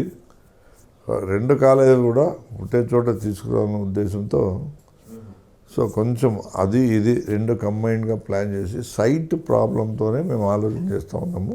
సైట్ ఇప్పుడు ఉండే పరిస్థితికి ఇప్పుడు టెండర్ అయినదానికి ఆల్రెడీ మనము గాట్ వెరీ గుడ్ సైట్. కానీ కొంచెం దాంట్లోనే సైట్ విషయంలో కొంచెం అంటే ఇంకా బెటర్ సైట్ ఉంటే గవర్నమెంట్ సైట్ ఒక చోట చూసినాము, అది ఏమన్నా ఫీజిబిలిటీ ఉంటే అక్కడికి షిఫ్ట్ చేస్తే ఇంకా బాగుంటుందనే ఉద్దేశంతో కొంచెం డిలే అయింది. కానీ నా పీరియడ్ చెప్తున్నా కదా, ఆల్రెడీ పాలిటెక్నిక్ కాలేజ్ వచ్చింది, 40 crores చెరువులు 40.7 ఎంత అవుతుందో నాకు తెలియదు. బట్ ఫిల్లింగ్ ద ట్యాంక్స్, చెరువులకి నీళ్ళు ఇస్తామన్నాం, 1 yearలోనే దాన్ని తీసుకురాగలిగినాం జీవో. ఎందుకంటే మీకు తెలుసు ల్యాండ్ అక్విజిషన్ కొంచెం ప్రాబ్లం ఉంటుంది, రైతులను ఒప్పించి మనం ఒప్పించి డెఫినెట్గా టెండర్ అయిపోయింది. మ్యాటర్ ఆఫ్ 1 or 2 monthsలో జరిగిపోతుంది. స్పిన్నింగ్ మిల్లు విషయం కూడా నాకు తెలిసి ఇంకో 2 monthsలో ఇట్ విల్ బి క్లియర్డ్. ఇంకా పామిడికి అది పంచాయతీ చేస్తామని చెప్పినాం, ఆల్మోస్ట్ అది కూడా ఫైనల్ స్టేజ్కి వచ్చేసింది. ఫైల్ విత్ సీఎం, ఎప్పుడైనా ఎనీ మూమెంట్ బయటకు రావచ్చు. ఏమి ఇచ్చిన మాట ఏది మేమేం తప్పుకోకుండా 160 కోట్ల ప్రాజెక్టు వాటర్ అంటే పామిడి గుత్తికి డ్రింకింగ్ వాటర్ తీసుకొస్తూ ఉన్నాం. We are constructing number of tanks. So ఇవన్నీ జరుగుతూ ఉన్నాయి. మీకు తెలుసు ఎప్పుడు ఇంత అంటే ఈవెన్ గుత్తి మండలంలో కూడా జక్కల్ చెరువు వరకు నా కాన్స్టిట్యున్సీ ఎక్కడి వరకు ఉందో అక్కడి వరకు బై గ్రావిటీ నీళ్ళు ఇచ్చే కార్యక్రమాలతో 55 కోట్లు, అది కూడా ఆల్మోస్ట్ ఫైనల్ స్టేజ్కి వచ్చేసింది. మరి పామిడిలో సబ్ సర్ఫేస్ డ్యామ్, అంటే సబ్ సర్ఫేస్ డ్యామ్ గురించి మీకు తెలుసో తెలియదో నాకు తెలియదు, కానీ సబ్ సర్ఫేస్ డ్యామ్ అంటే ఇప్పుడు రివర్ బెల్ట్ ఉంది కదా, రివర్ బెల్ట్లో ఒక డ్యామ్ మాదిరి కడితే ఒక్కసారి 2 సార్లు 3 రోజులు 4 రోజుల్లో ఫ్లో అయిపోతే అంటే ఆ నీళ్లు ఫ్లో అయ్యేటప్పుడు ఆ నీళ్ళంతా ఇంకిపోయి minimum 3 years surrounding 5 kilometers water, అంటే వాటర్ బెల్ట్ బోర్లలోనో రైతులకి మినిమం 3 to 5 kilometers అన్నారు. సో డ్రింకింగ్ వాటర్ అయితే పామిడికి ఇంక ఉండదు. సో లాట్ ఆఫ్ థింగ్స్ అంటే ఎన్నో ఇప్పుడు చేస్తూ పోతూ ఉన్నాము. 40 crores పొద్దు రోడ్స్, చింతరాంపల్లి విలేజు, అసలు ప్రతి నాయకుడు వచ్చినాడు చెప్పినట్టు పోయినాడు. ఈరోజు మీరు పోయి చూడండి ఆ విలేజ్కి ఎంత యాక్సెసిబిలిటీ వచ్చింది. వాళ్ళు రోడ్లో రాలేక ట్రైన్ల ద్వారా వచ్చేవాళ్ళు, ఈరోజు హ్యాపీగా రోడ్డు ద్వారా రోడ్డు వేయించినావు రెడ్డి, నువ్వు ఎవరు చేయని పనులు నువ్వు చేసినావు అన్నారు. అదేవిధంగా Dancharla to Venkatampalli, it's a connectivity to మన 4 lane, అదే తీసుకురాగలిగినాం. ఇంటీరియర్ రోడ్స్ దాదాపు 40 crores తీసుకురాగలిగినాం. 20 crores ఈరోజు సిమెంట్ రోడ్లు వేస్తూ ఉన్నాం ప్రతి గ్రామంలోన. డెవలప్మెంట్ ఎక్కడ ఆగలేదు, వాళ్ళ చేయని పనులు మేము చేస్తూ ఉన్నాం. అన్ని చెరువులకి నీళ్లు ఇప్పించే కార్యక్రమం పాతకొ చెరువు అనుకోండి, తర్వాత వైటీ చెరువు అనుకోండి, గుత్తి చెరువు అనుకోండి, ఈరోజు నీళ్లు అందరికీ. రేపు పొద్దున widening of canal 2000 cusecs we are drawing from the Srisailam. రేపు పొద్దున వైడనింగ్ చేస్తే 6000 cusecs వాటర్ కూడా వస్తుంది. ఈ వాటర్ నుంచి నాకు తెలిసి గుంతకల్ నూకండ్ కార్నర్ వరకు నీళ్లు తీసుకుపోయి రాయలసీమ కాదు, ఇది కోస్తా మాదిరి తయారైపోయిందనే విధంగా మేము ప్రయత్నాలు చేస్తూ ఉన్నాం. సో ఎక్కడ కానీ డ్రింకింగ్ వాటర్ ప్రాబ్లం కానీ ఎక్కడ కానీ ఏం లేదు. ఈవెన్ దాదాపుగా ఇప్పుడు నియర్లీ 14 కోట్లతో 14 ఫైనాన్స్ రోడ్ వర్క్స్ కూడా చేస్తూ ఉన్నాము. అప్పుడు ఏదో చైర్మన్ గారికి తర్వాత ఎమ్మెల్యే గారికి లెక్కలో పంచాయతీలో పడి అవి పెండింగ్ పడినాయి. అవన్నీ కూడా ఇప్పుడు సో ఇండియాలో మీ రాజకీయ చరిత్రలో మీరు బాగా సంతృప్తి పడిన సందర్భం ఏదైనా ఉందా? ఏదైనా పని వల్ల ఏదైనా బాగా బాధపడే సంఘటన ఏదైనా ఉందా ఈ మీ పొలిటికల్ కెరీర్లో ఇప్పటివరకు? నేను ఎప్పుడూ ఒకటే రకం ఉంటాను. సంతోషం రావచ్చు, కష్టాలు రావచ్చు, ఎప్పుడూ ఈక్వల్గా చూస్తూ ఉంటాను. కానీ ప్రజలు బాధపడినప్పుడు నేను బాధపడతాను, ప్రజలకు కష్టం వచ్చినప్పుడు నేను బాధపడతాను, ప్రజలు సంతోషంగా ఉన్నప్పుడు నేను సంతోషంగా ఉంటాను. అంతే. ప్రజలు సంతోషమే నా ప్రజల లాస్ట్. నేను ముందు నుంచి నా ఫ్యామిలీలోనే ఐఎమ్ ఏ డిఫరెంట్ మ్యాన్. మేము 6 మంది అన్నదమ్ములు. 6 మంది అన్నదమ్ముల్లో 5 మంది అందరికీ ఒక కొడుకు ఒక బిడ్డ. నాకు మాత్రం 2 బిడ్డలు. 2 బిడ్డలు పుట్టినప్పుడు కూడా నేను బాధపడలే. ఎక్కడ కూడా ఏ విషయాల్లో కూడా ఇటువంటివి ఎప్పుడా నా మైండ్లోకి కూడా రావు.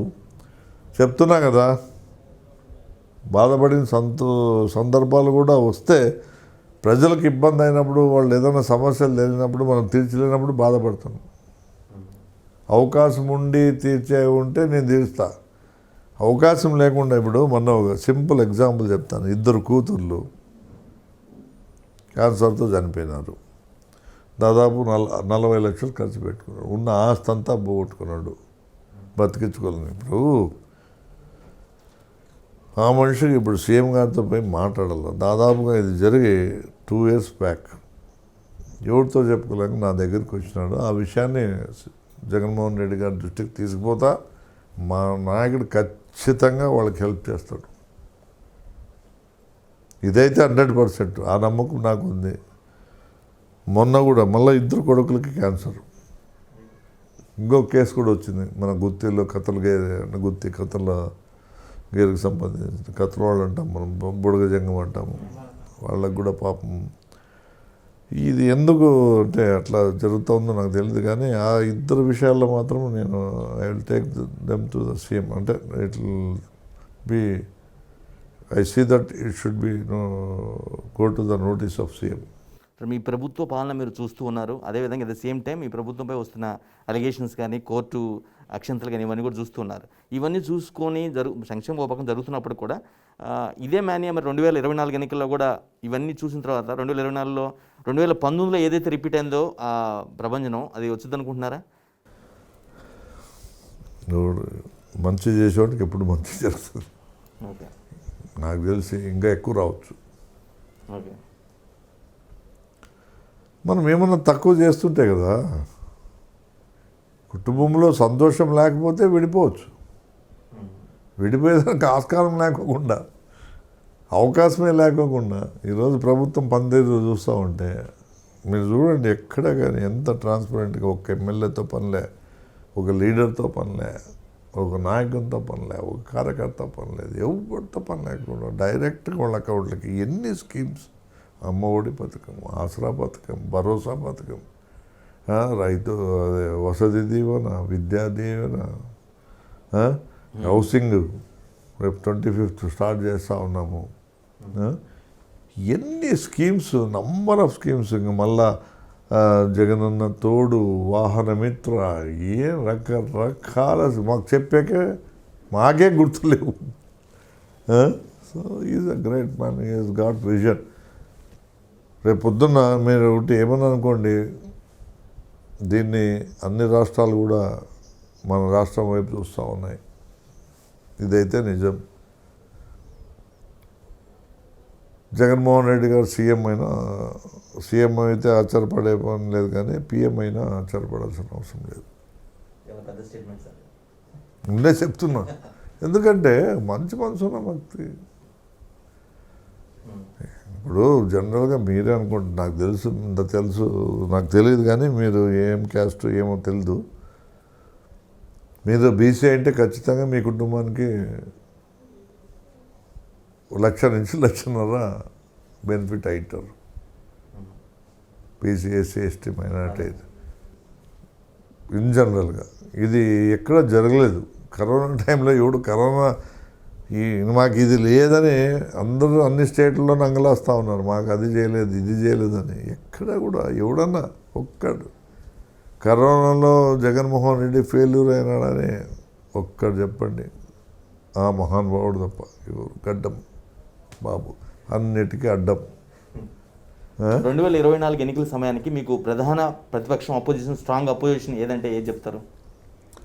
ఎప్పుడు కానీ రీజనల్ పార్టీసే అంతే.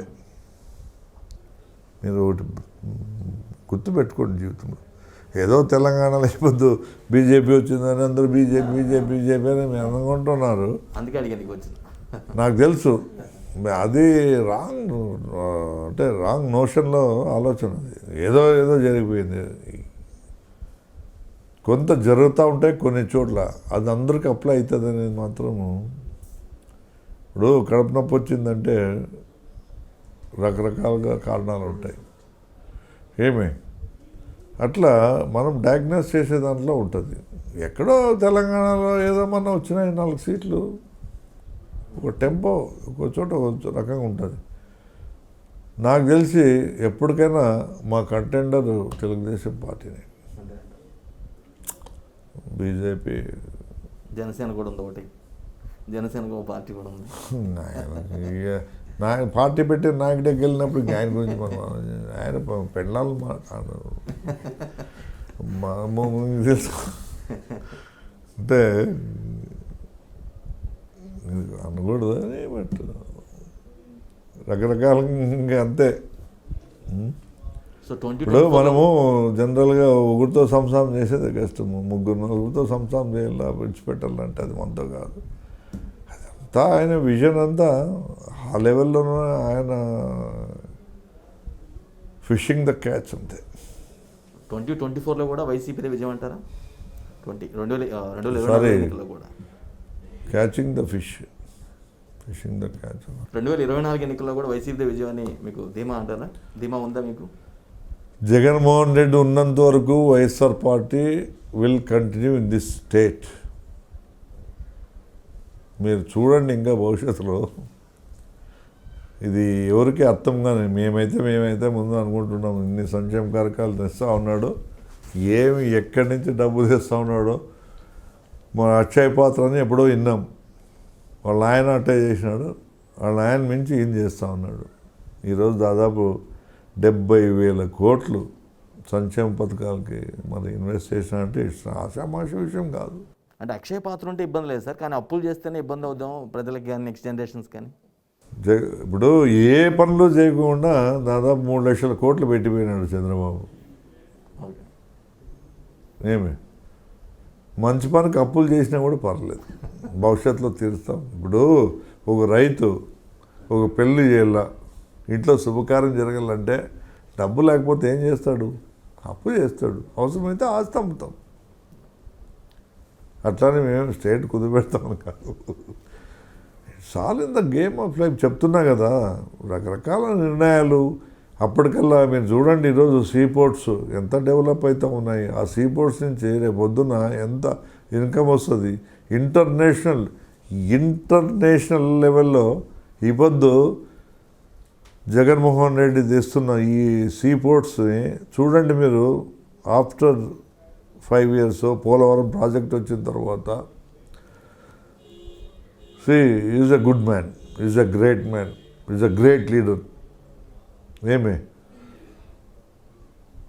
ఏదో సినిమాలో వచ్చినట్టు ఎవర్ అండ్ నెవర్ అని ఏదో అట ఎప్పుడు ఇటువంటి సీఎం మేము రాజశేఖర రెడ్డి గారిని చూసాము.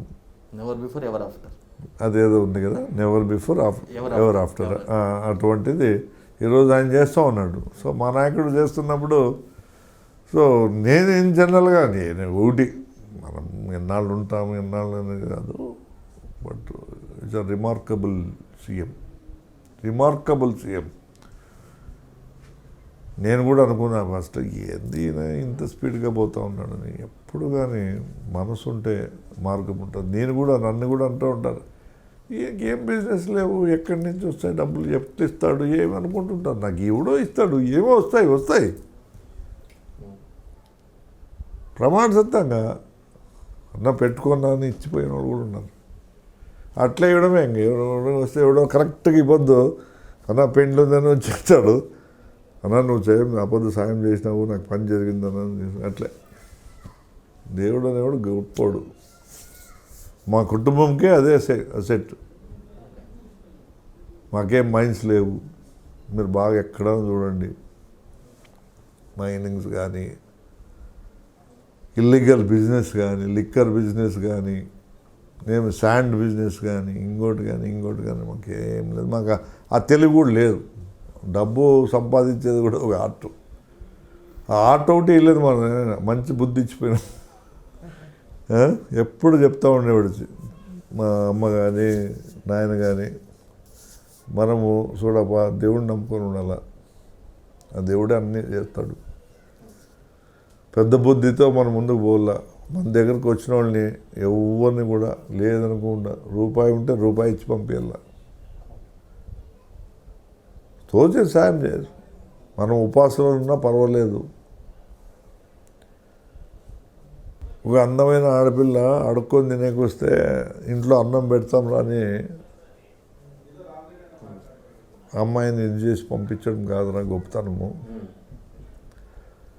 అమ్మాయి అడుక్కునే స్టేజ్లో ఉంది, కడుపు నిండా అన్నం పెడితే ఎంత సంతోషపడుతుందో దాని ఆనందము మనం ఆనందం పొందేది కాదు. అమ్మాయి ఎంత ఆనందపడుతుందో. ఏమే ఆకలైన వాళ్ళకి అన్నం పెట్టాలరా, ఆకలిని వీక్నెస్గా తీసుకోవద్దని చెప్పిన వ్యక్తి ఈజ్ ఎ గ్రేట్ మ్యాన్. నీకు తెలుసో తెలియదు, చిన్నప్పుడు మా 6 మంది కొడుకులను ఊసిపెట్టుకొని మేము చిన్న వయసు అంతా 7th 8th స్టాండర్డ్ అంతా 10th స్టాండర్డ్ పెద్ద మా అక్క అందరూ కూర్చొని ఇట్లా కూర్చుంటే అందరితో కార్డ్స్ ఆడేవాడు. అదే పనిగా సోలి మాకు 10 పైసలు 20 పైసలు రూపాయి వస్తే మళ్ళీ గెలుస్తావురా నువ్వు.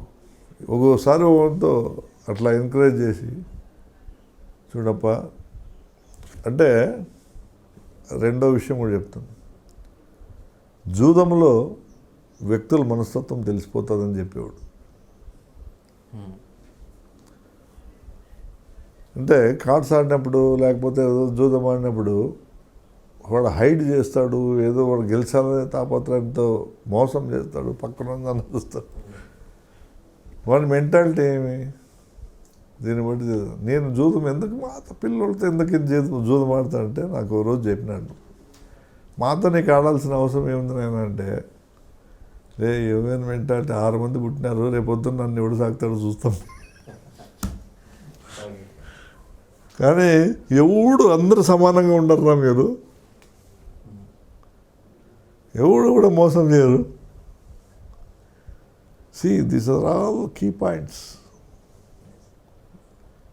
మన తల్లిదండ్రులే మనకి ఫ్యూచర్. వాళ్ళు నేర్పే ప్రతి విద్య, ప్రతి మాట పరిగణలోకి తీసుకుంటే ఇట్ ఈస్ డెఫినెట్గా ఇప్పుడు మేము ఇంతమంది ఎమ్మెల్యేలు కాగలుగుతున్నామంటే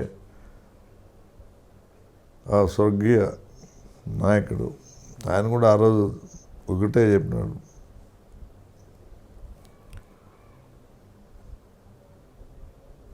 ఎన్టీ రామారావు గారు గుంటకల్కి వస్తే మా వెహికల్ వాడేవాడు. అప్పట్లో ఇంపోర్టెడ్ వెహికల్స్లో ఫస్ట్ వచ్చిందంటే మన ఇంట్లో ఉండేది, 3 ఉండేది. అది కౌకుంట్ల పయ్యవాళ్ళ కేశవ్ వాళ్ళు కూడా మాకు జమీందారులే, నాకు తెలిసిండేది. మేము తర్వాత దుర్గిలోళ్ళు, తర్వాత తరిమిలోళ్ళు, 4 5 అంటే జస్ట్ ఏళ్ళలో లెక్క పెడితే ఏ వెహికల్ వచ్చినా కూడా అప్పట్లో ఫస్ట్ మనకంతా అప్పుడు ఇంపోర్టెడే కదా, ఫస్ట్ ఇంట్లో మేము చూస్తాం మన ఆయన అన్ని సంవత్సరాలు కొట్టుకుంటుంది. అంటే అంత రాయల్గా బతికినాడు, ఒకడే కొడుకు, బాగా లగ్జూరియస్గా బతికినాడు. ఎక్కడ కూడా ఎవరిని కానీ నీవు వచ్చి నీ పని జరిపించుకునేదానికి నాకేమన్నా నట్ట ఇట్లా బూస్టప్ చేసి వాడి ఇట్లా వీడి ఇట్లా అంటే వినేవాడు కాదు. నీవు ఎందుకు వచ్చినావు, నీ పని చేసుకో. వాడు దుర్మార్గుడు కానీ ఆపకలేదు. ఈయన చెప్పే వ్యక్తి ఆయన తెలిసి ఉంటుంది, వాని గురించి మాట్లాడొద్దు అనేవాడు. సో అవన్నీ మాకు ఈ రోజుకి మేము జనరల్గా ఎవడన్నా వచ్చి వాడు వీడు అట్లా వాడు ఇట్లా వీడు అట్లా అంటే మేము పట్టించుకోము. పరే నీకేం వాళ్ళు. This is most important thing. ఎందుకంటే అప్పట్లోనే అంత విజన్ ఉండే వ్యక్తికి, అంత గొప్ప వ్యక్తికి మేము కొడుకులుగా పుట్టడము, మా ఫ్యామిలీలో మా ఫాదర్ చనిపోయిన తర్వాత ఇంతమందిని ఈ రోజుకి మేమే విడిపోలే. ఎవరు స్థానంలో వాళ్ళు ఏర్పరచుకున్నాం. గొప్పగా ముందు సాగుతుంటాం. అంత భగవంతుందా ఒకటే, మంచి మనసు ఉంటే మార్గం ఉంటుంది అనే దానికి మేమే నిదర్శనం. ఇంకా మాకు 2 కాన్స్టిట్యున్సీలు ఇచ్చినా కూడా, 2, 3 ఇచ్చినా కూడా మేము ప్రజల కోసం పనిచేస్తామని అంతే. ఆశ ఎక్కువ. మన ఇంటర్వ్యూలో చిన్న చేంజ్ ఓవర్ సార్, అది ర్యాపిడ్ క్వశ్చన్స్. నేను 1 వర్డ్ క్వశ్చన్ అడుగుతున్నా, మీరు 1 వర్డ్ ఆన్సర్ ఇవ్వచ్చు. ఫస్ట్ 1 వర్డ్లో ఏం చెప్తారు రాజకీయాల గురించి? Good. YSR great man. YS Jagan good achiever. Chandrababu rotten. కుటుంబం సంతోషం. అన్నదమ్ములు ఆత్మీయులు. అమ్మ నాన్న మించిన దైవం లేడు. అల్లుళ్ళు అందుబాటులో ఉంటారు. Thank you so much for your valuable time sir. ఇది చాలా స్పష్టంగా చెప్తున్నారు గుంతకల్ ఎమ్మెల్యే వై వెంకటరామరెడ్డి గారు. ప్రతిపక్షాల ఆరోపణలు పట్టించుకోము, తాము ఇచ్చిన ప్రతి మాట కూడా నెరవేరుస్తాం, తమ అధినేత చేస్తారు, తాము నియోజకవర్గంలో ఉన్నటువంటి తమ ఎమ్మెల్యేలు కూడా అదే చేసి ఫుల్ఫిల్ చేసి ప్రజల యొక్క ఆశీస్సులు పొంది మరోసారి కూడా ఎన్నికల్లో విజయం సాధిస్తామని చాలా స్పష్టంగా ధీమా వ్యక్తం చేస్తున్నారు.